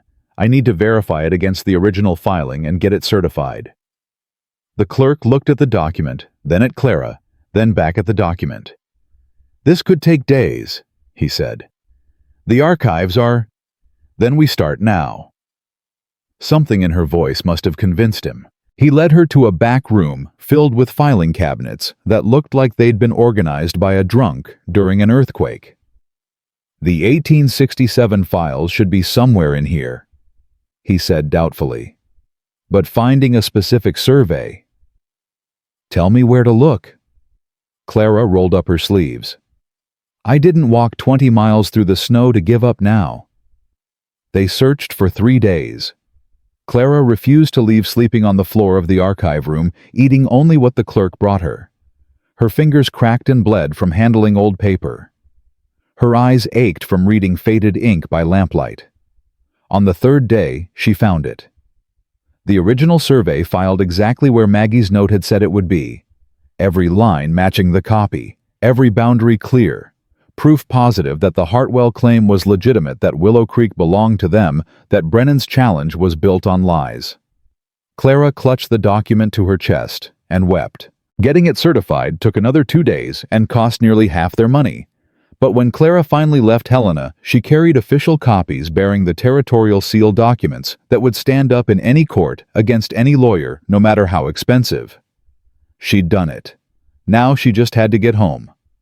The return journey was faster. The weather held, and Clara pushed herself harder than she should have writing until her body screamed for rest, then writing some more. She thought about her family waiting for her, thought about what she'd say to Ezra when she saw him, thought about the look on Brennan's face when his lawyers saw those documents. She was 2 days from home when disaster struck. The mountain pass was narrow, the trail icy. Clara was focused on the path ahead when she heard a rumbling sound that started low and built to a roar. Avalanche. The snow hit before she could react. It swept her off the horse, tumbling her down the mountainside in a chaos of white and cold and terror. She lost the reins, lost her bearings, lost everything except the desperate knowledge that she had to protect the documents. She curled around the folder, shielding it with her body as the avalanche carried her down, down, down. When the world finally stopped moving, Clara was buried. Not deep. She could see light filtering through the snow above her. But she couldn't move her legs, something was pinning them. Her horse was gone, probably dead. Her supplies were scattered somewhere up the mountain, and she was alone. Clara screamed for help until her voice gave out, dug at the snow with her bare hands until her fingers were bloody and numb, tried to pull herself free and felt something in her ankle give way with a sickening crack. She was going to die here. The thought was almost peaceful. At least she'd tried. At least she'd gotten the documents. Maybe someone would find her body, find the folder, get it to Ezra somehow. Maybe the children would understand why she hadn't come back. She closed her eyes. The cold wasn't so bad anymore. That was a bad sign, she knew. That meant her body was giving up. "I'm sorry," she whispered. "I tried. I'm so sorry." And then she heard it, hoofbeats, voices, someone calling her name. Clara tried to shout, but nothing came out except a weak croak. She waved one arm, the only part of her she could move, praying someone would see. "Over here." A voice she didn't recognize. "I see something." Then hands were digging, pulling away snow, revealing her face. A man she'd never met stared down at her with shocked eyes. "Good Lord, ma'am, you're alive." "Documents," Clara gasped. "In my coat. Don't lose them." "Don't worry about that now. Promise me." She grabbed his coat with what little strength she had left. "Whatever happens to me, get those documents to Ezra Hartwell, Sweetwater Valley. Promise me." The man's eyes went wide with understanding. "You're the mail-order bride, the one who stood up to Brennan. Promise me." "I promise." He turned to someone behind him. "Get her out. Careful, her leg looks bad, and for God's sake don't lose whatever's in her coat." Clara let herself fade then, knowing she'd done everything she could. She woke in a bed she didn't recognize, with a face hovering over her that she'd never seen. "Welcome back." An older woman with kind eyes and gray-streaked hair. "You've been unconscious for 2 days. Fever from the cold. Your ankle's broken and you've got frostbite on 3 fingers, but you're going to live." "Where?" "Miller's Ranch, 20 miles from Sweetwater. My husband found you on the pass." The woman pressed a cup of water to Clara's lips. "You're lucky to be alive." "The documents. Safe. My husband's got them locked up tight." The woman smiled. "He's one of the ranchers Brennan's been pushing around for years. When he realized who you were, what you were carrying, well, let's just say you've got friends you didn't know about." Clara's eyes filled with tears. "I have to get home. My family." "Your family knows you're alive. My husband sent word as soon as we found you." The woman patted her hand.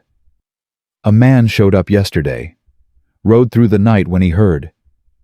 He's been sitting by your bed ever since, refusing to sleep." Clara turned her head, and there was Ezra slumped in a chair, dark circles under his eyes, looking like he'd aged 10 years. "Ezra!" His eyes flew open. "Clara! Oh, thank God! Clara!"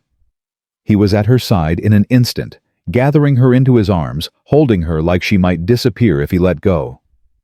"I thought I lost you," he choked out. "When you didn't come back when we heard about the avalanche, I thought, I'm here." Clara pressed her face into his neck. "I'm here. I came back just like I promised." "You nearly died." "But I didn't. And I got the documents." She pulled back to look at him.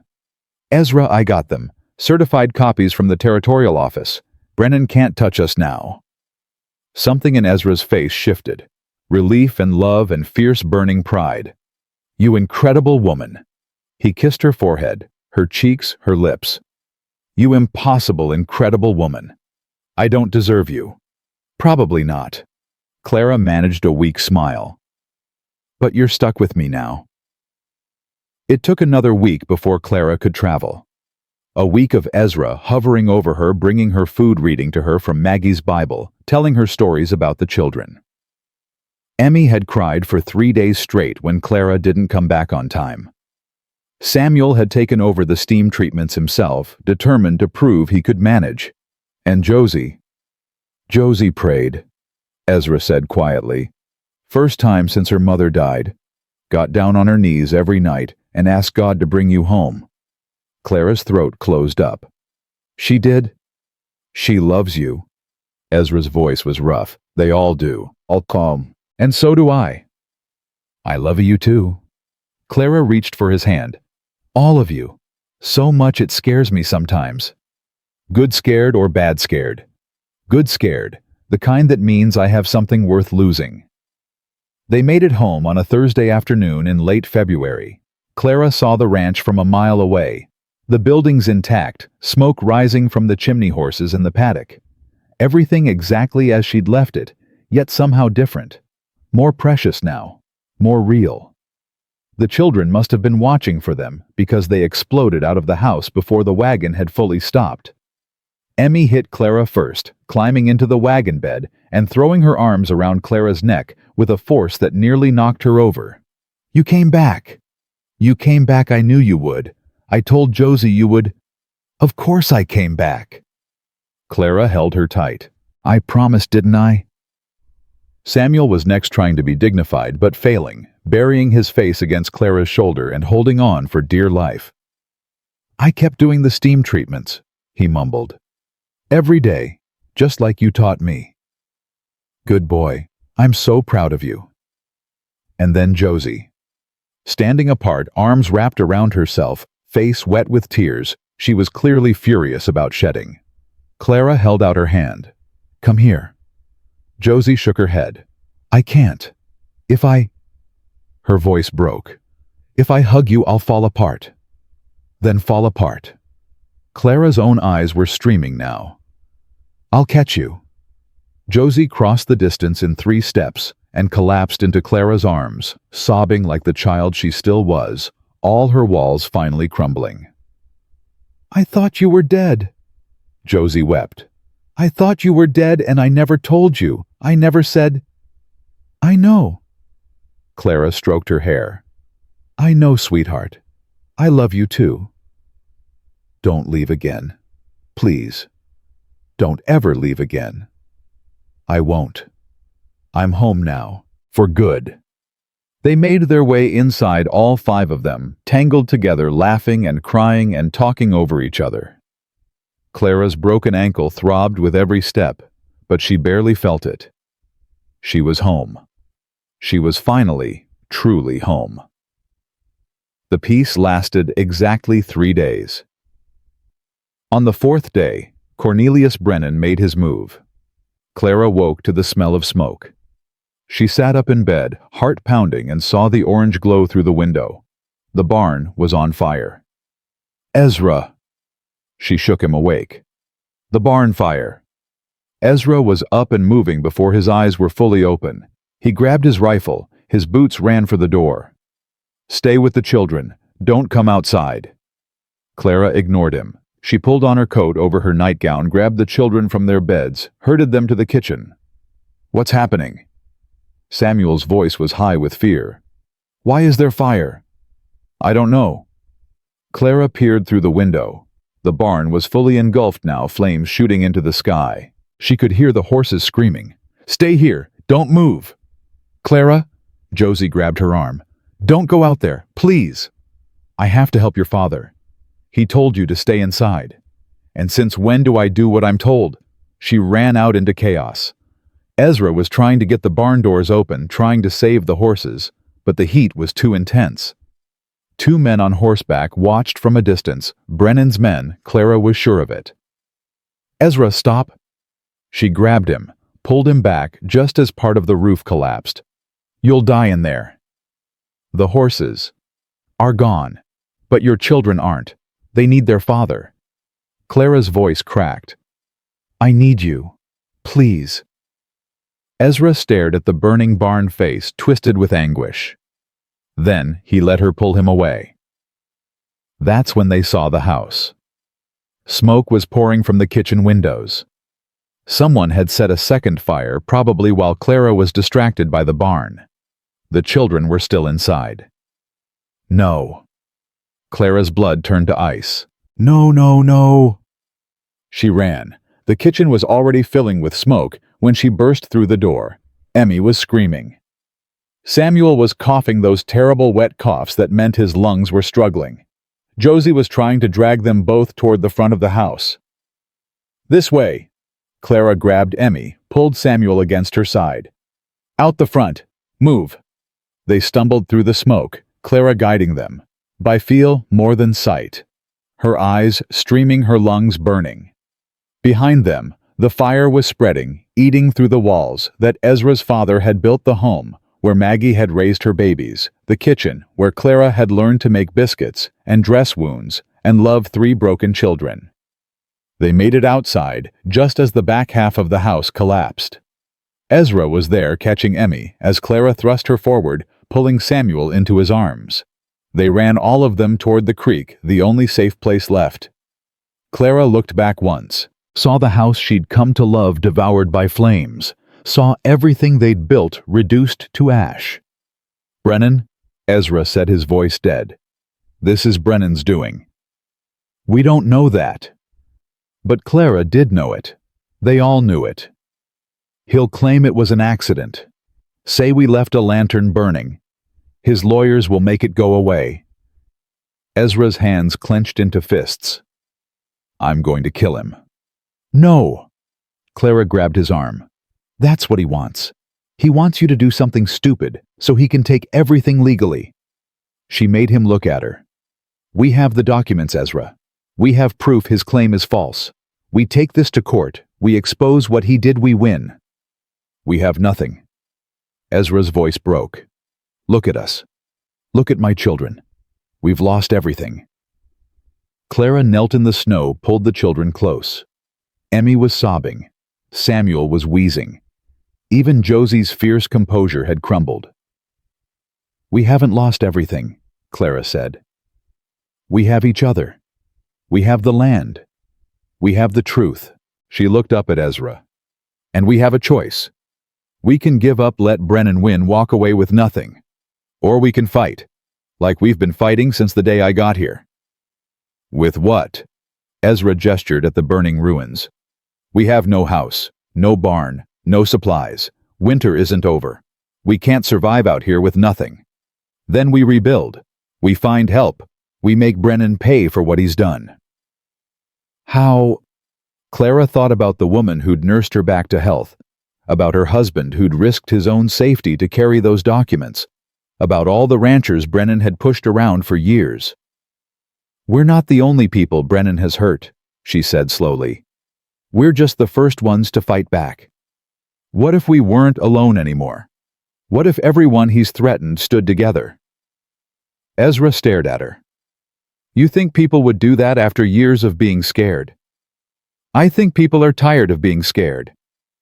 Clara stood wincing at the pain in her ankle. I think they've been waiting for someone to show them it's possible to stand up. We did that, Ezra. We got those documents. We proved his claim was false. Word's going to spread. And in the meantime, we can't camp in the snow for months. No. Clara took a deep breath. But I know someone who might help. Mrs. Miller, the woman who nursed me. She said her husband had been waiting years for someone to challenge Brennan. I say we take her up on the offer. They walked to the Miller ranch that night, carrying nothing but the clothes on their backs and the documents Clara had nearly died for. The children were exhausted, traumatized, cold. Ezra looked like a man watching his whole world burn.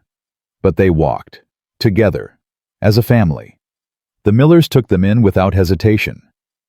Knew this day was coming, old Tom Miller said, pouring whiskey for Ezra with a steady hand. Brennan's been getting bolder, pushing harder. Was only a matter of time before he went too far.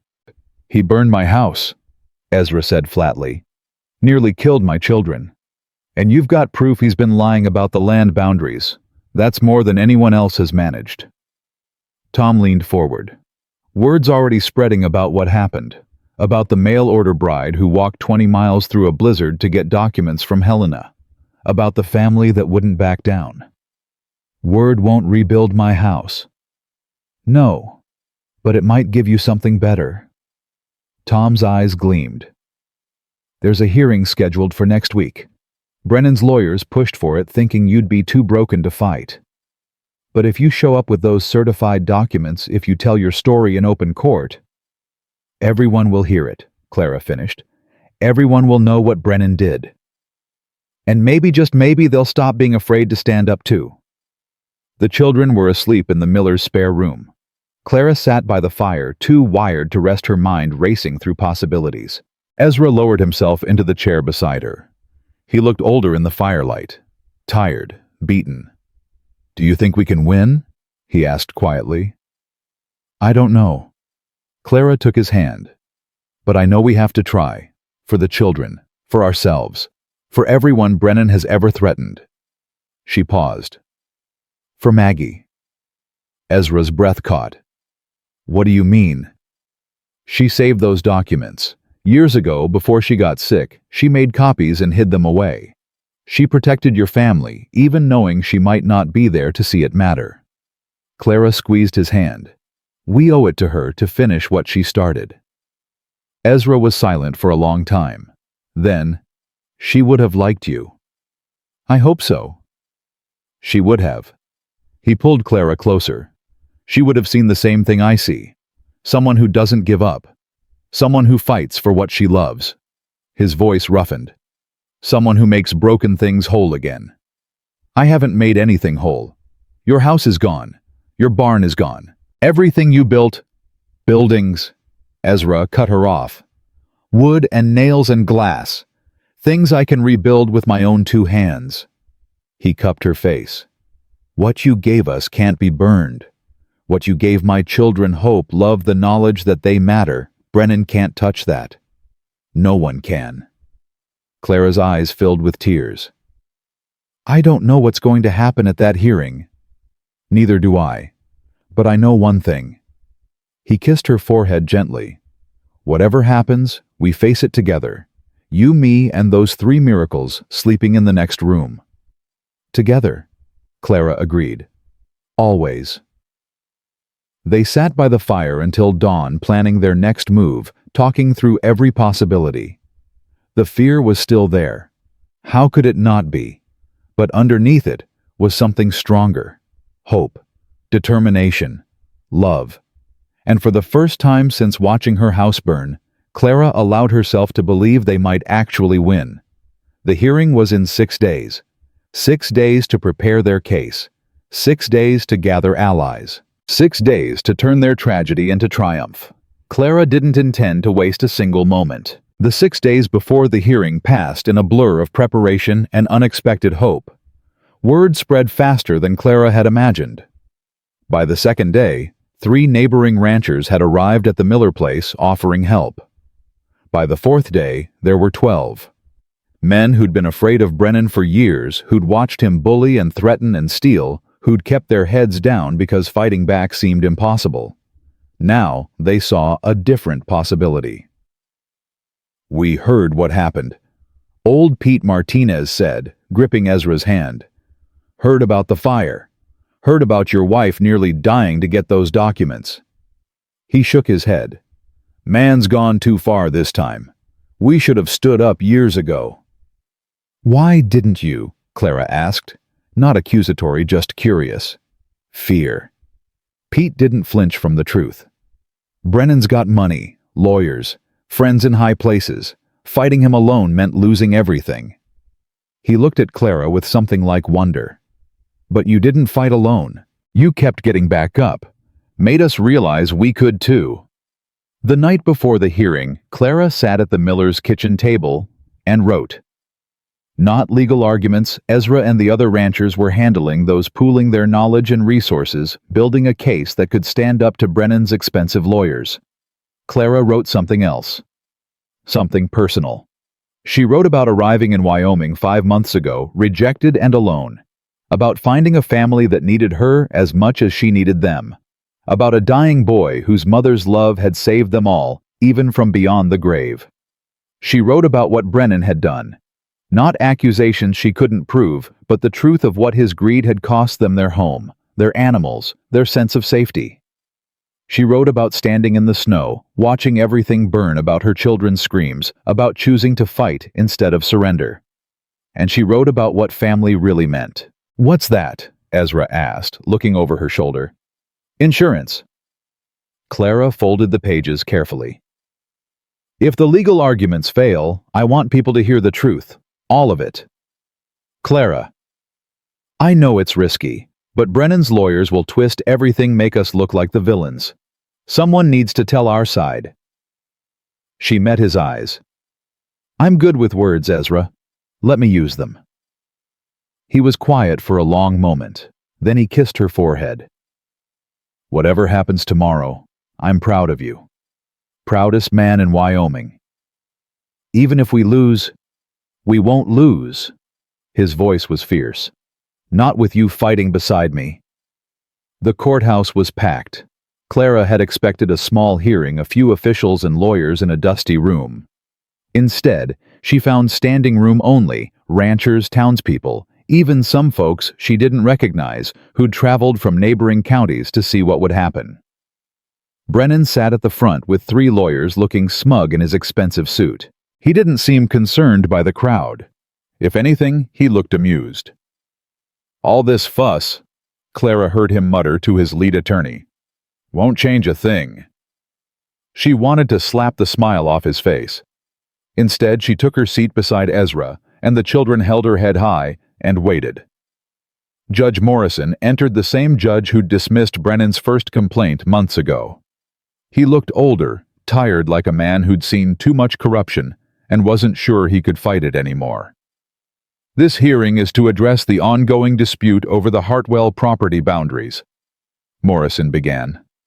"Mr. Brennan, you've filed new claims challenging the validity of the original survey. Mr. Hartwell, you've filed counterclaims alleging fraud and intimidation." He sighed. "Let's hear it." Brennan's lawyers went first. They were good. Clara had to admit that. They presented their case with smooth confidence, casting doubt on the original survey, suggesting the boundaries had been accidentally mismarked, implying that Ezra's family had known for years and covered it up. "The Hartwell claim to Willow Creek has always been questionable," the lead lawyer concluded. "The original surveyor was known to make errors. The deed itself contains ambiguities. My client simply seeks to establish the true boundaries based on accurate modern measurements." Clara's hands clenched in her lap. Lies, all lies, but delivered so smoothly they almost sounded reasonable. Then it was their turn. Ezra stood holding the certified documents Clara had nearly died for. "My family has owned this land since 1867, he said, his voice steady. "My father bought it legal and proper, filed all the paperwork with the territorial office. I've got the original deed right here, and I've got certified copies of the original survey, verified by the Helena Land Office just 3 weeks ago." He laid the documents on the judge's desk. Morrison studied them, his expression unreadable. "These appear to be in order," Morrison said slowly. "Mr. Brennan's lawyers." The lead lawyer barely glanced at the papers. "Documents can be forged. Certifications can be bought. My client maintains that the original survey was flawed, regardless of what subsequent copies might show." "That's a serious accusation," Morrison said. "You're suggesting the territorial office in Helena is complicit in fraud.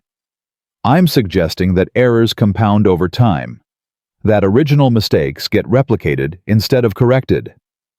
Clara couldn't take it anymore. She stood. "Your Honor, may I speak?" Morrison raised an eyebrow.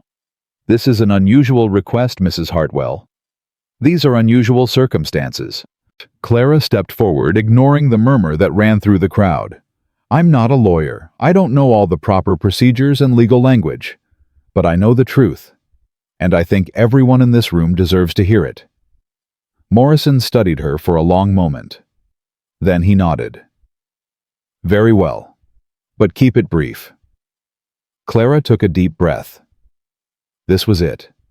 Everything she'd been through, everything she'd survived, came down to this moment. 5 months ago, I came to Wyoming as a mail-order bride, she began. I traveled 1,800 miles to marry a man I'd never met, hoping to find a home. Instead, I was rejected the moment I arrived, told I wasn't good enough because I couldn't bear children. She heard Emmy's small gasp behind her, felt Ezra's steady presence. I should have left. Gone back east, licked my wounds, accepted that I was broken goods. That's what Ezra expected me to do. That's what I expected myself to do. She paused. Instead, I stayed. I became a teacher to 3 motherless children. I fell in love with a family that needed me as much as I needed them. And I learned something that changed everything. She turned to face the crowd, making eye contact with as many people as she could. Family isn't about blood. It's about choice. It's about showing up every day, even when it's hard. Even when you're scared. Even when the world tells you you're not enough. Her voice strengthened. That's what the Hartwells taught me. That's what I'm fighting for. She pulled out the pages she'd written the night before. Cornelius Brennan doesn't want justice. He wants control. He wants Willow Creek because whoever controls the water controls the entire valley. For years, he's been buying up land, pressuring families to sell using lawyers and money and fear to get what he wants. Brennan's lawyer stood. Your Honor, this is defamatory. Let her finish, Morrison said quietly. Clara continued. When we refused to sell, things escalated. Our fences were cut. Ezra was shot and left for dead by 3 men who then rode toward Brennan's property. Our house was burned with our children inside. Her voice cracked on the last words. My daughters screamed while everything they knew went up in flames. My son who has weak lungs, nearly suffocated from the smoke. The courtroom was dead silent. I can't prove Brennan ordered those things. I'm not a detective, but I know what I've seen. I know what we've survived. And I know that a man who would do those things or pay others to do them doesn't deserve to win. She turned back to Judge Morrison. Those documents are real. I walked 20 miles through a blizzard to get them, nearly died in an avalanche bringing them home. Maggie Hartwell, Ezra's first wife, the mother of those 3 children, she made those copies years ago because she knew someday they might be needed. She protected her family, even from beyond the grave. Clara's voice broke, but she pushed through. I'm asking you to honor that protection. I'm asking you to look at the evidence, not the expensive lawyers. I'm asking you to remember that justice isn't supposed to be for sale. She sat down. Her legs were shaking so badly she wasn't sure they'd hold her. Emmy's hand found hers, squeezed tight. Judge Morrison was silent for a long moment. He looked at the documents again, looked at Brennan, looked at the crowd.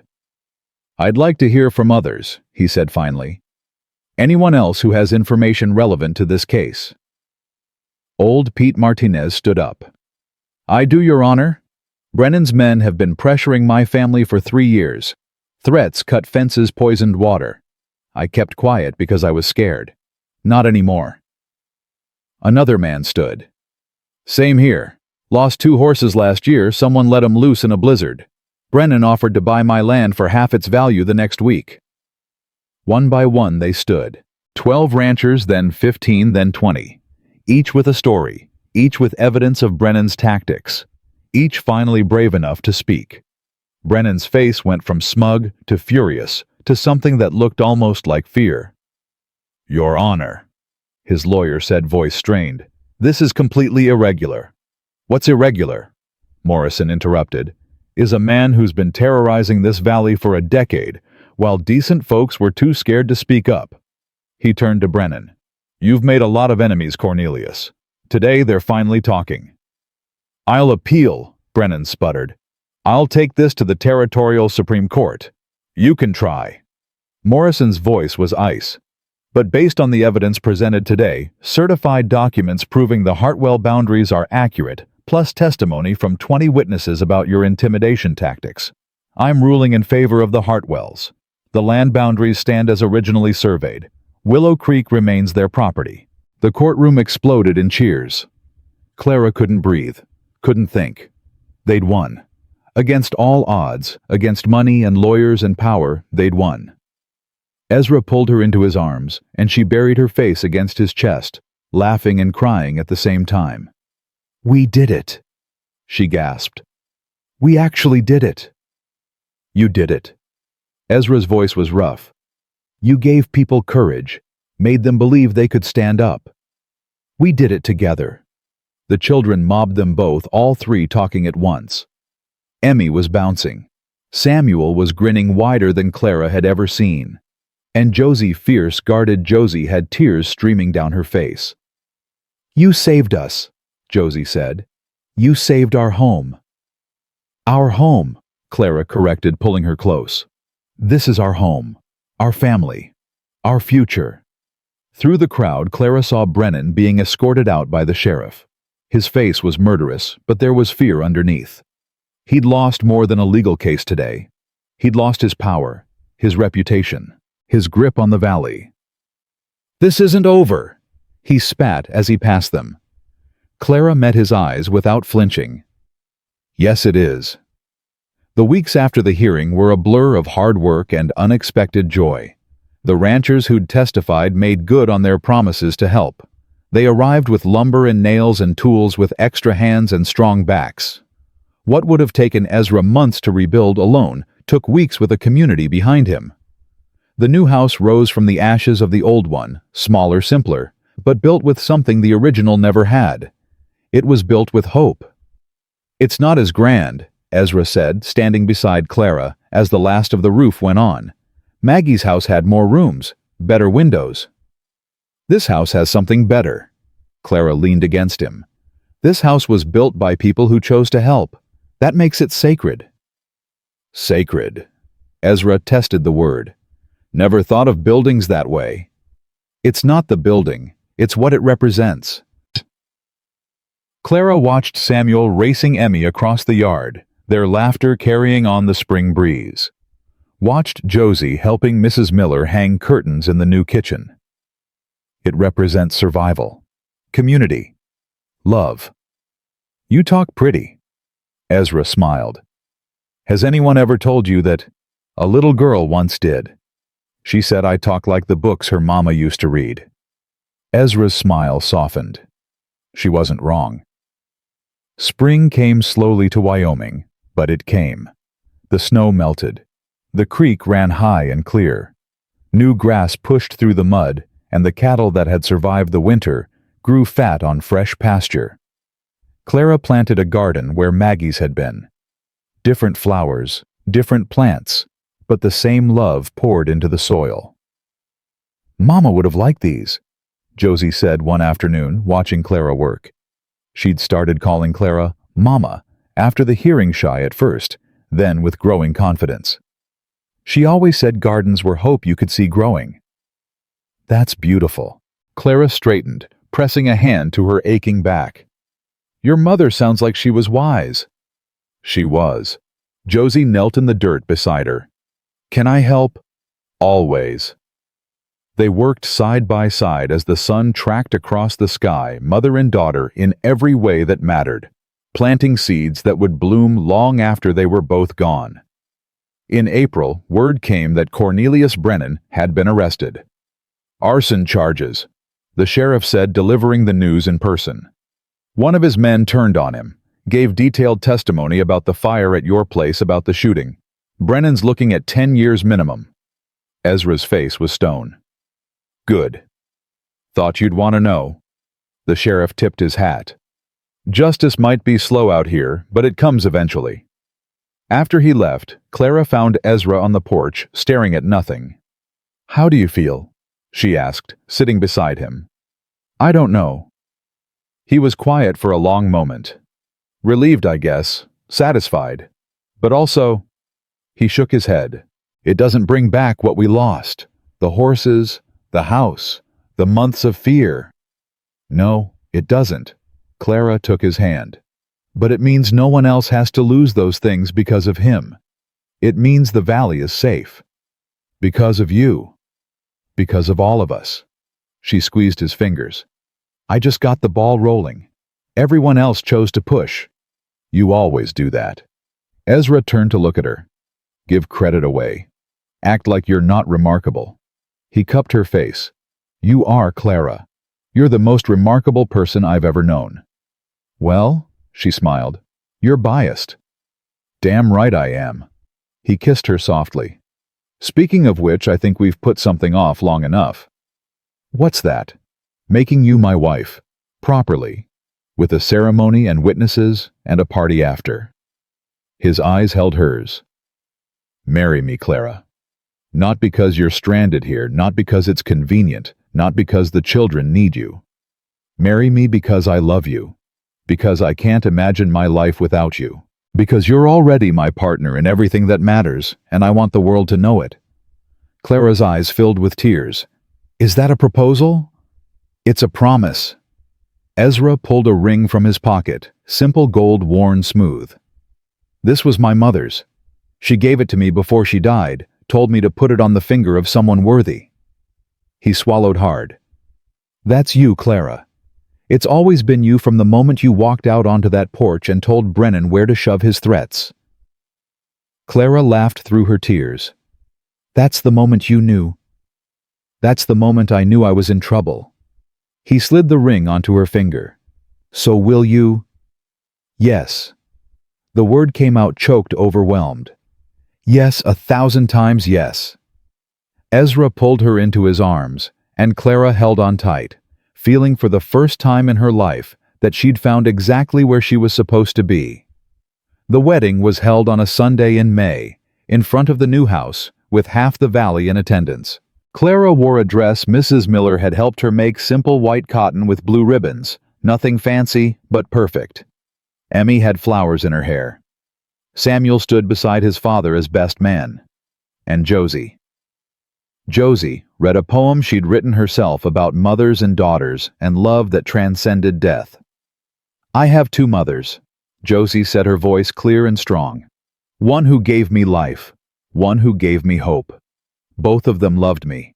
Both of them are part of who I am. She looked at Clara with eyes that held no more walls. Mama Maggie taught me to be brave. Mama Clara taught me to be brave again. Clara wept openly, and she wasn't the only one. Reverend Stone performed the ceremony with tears in his own eyes.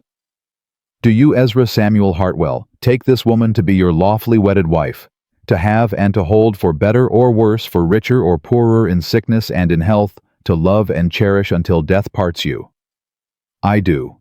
Ezra's voice was steady, his eyes never leaving Clara's face. I do, and I will every day for the rest of my life. And do you, Clara May Whitmore, take this man to be your lawfully wedded husband? Clara thought about the journey that had brought her here. 1,800 miles, 23 days on trains and stagecoaches. A rejection that should have broken her, a blizzard that nearly killed her, a fire that destroyed everything she'd built, and through all of it, this man, these children, this family she'd never expected to find. I do, she said, with everything I am and everything I have. Then by the power vested in me by the territory of Wyoming, I now pronounce you husband and wife. Reverend Stone smiled. You may kiss your bride. Ezra kissed her while the crowd cheered and the children whooped, and somewhere Clara was sure Maggie Hartwell smiled down on the family she'd loved enough to save. That night, after the guests had gone and the children were asleep, Clara stood on the porch of her home, her real home, built with her own hands and the hands of people who loved her, and looked out at the Wyoming sky. Ezra came to stand beside her, wrapping his arms around her waist, resting his chin on her shoulder. What are you thinking about? He asked. About how strange life is. Clara leaned back against his chest. 6 months ago, I was the most broken person I knew. Barren. Rejected. Convinced I was worthless, because I couldn't do the one thing women are supposed to do. And now I'm a wife. A mother. Part of something so much bigger than myself. She turned in his arms to face him. You gave me that, Ezra. You and the children. You gave me a reason to matter. You always mattered. Ezra tucked a strand of hair behind her ear. You just needed people who could see it. I see it now. Finally. Clara pressed her hand over her heart. I spent so long thinking I was empty. Broken. But I wasn't empty, Ezra. I was just waiting to be filled with the right things. And now I'm overflowing. He kissed her under the stars, and Clara thought about the woman she'd been when she stepped off that stage, terrified, ashamed, expecting nothing. She thought about Emmy's arms around her neck, about Samuel's quiet trust, about Josie's walls finally crumbling. She thought about Ezra's hands and heart, and the way he looked at her like she was the answer to prayers he'd forgotten how to speak. She'd come to Wyoming looking for acceptance. She'd found something infinitely better.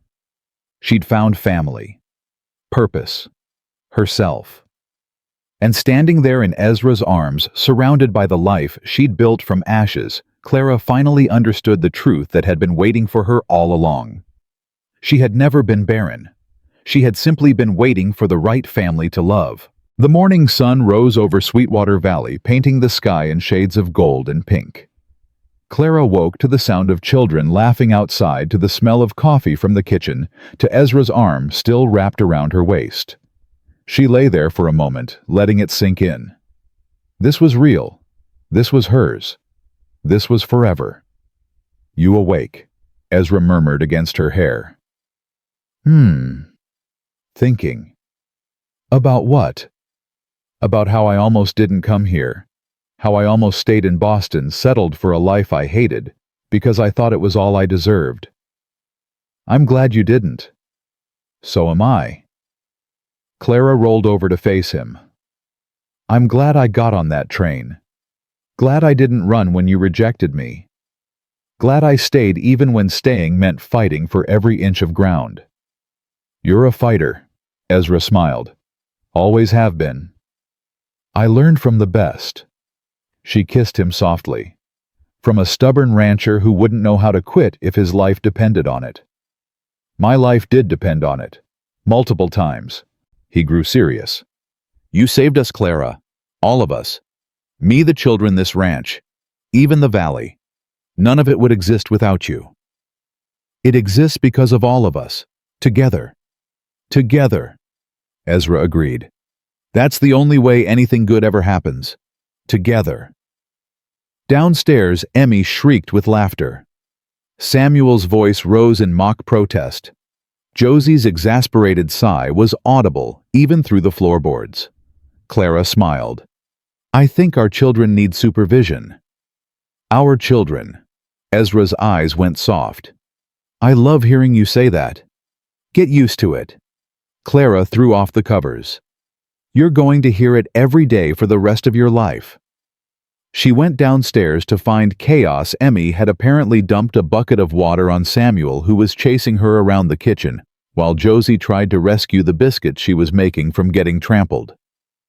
Morning, Mama? Josie said, not looking up from her work. Emmy started it. Did not. Did too. Enough. Clara's voice cut through the noise like it always did. 3 children froze, looking at her with varying degrees of guilt. Emmy, clean up the water. Samuel, help your sister. Josie, those biscuits look perfect. Order restored, just like that. Ezra appeared behind her, still rumpled from sleep. How do you do that? Magic. Clara smiled. Also love.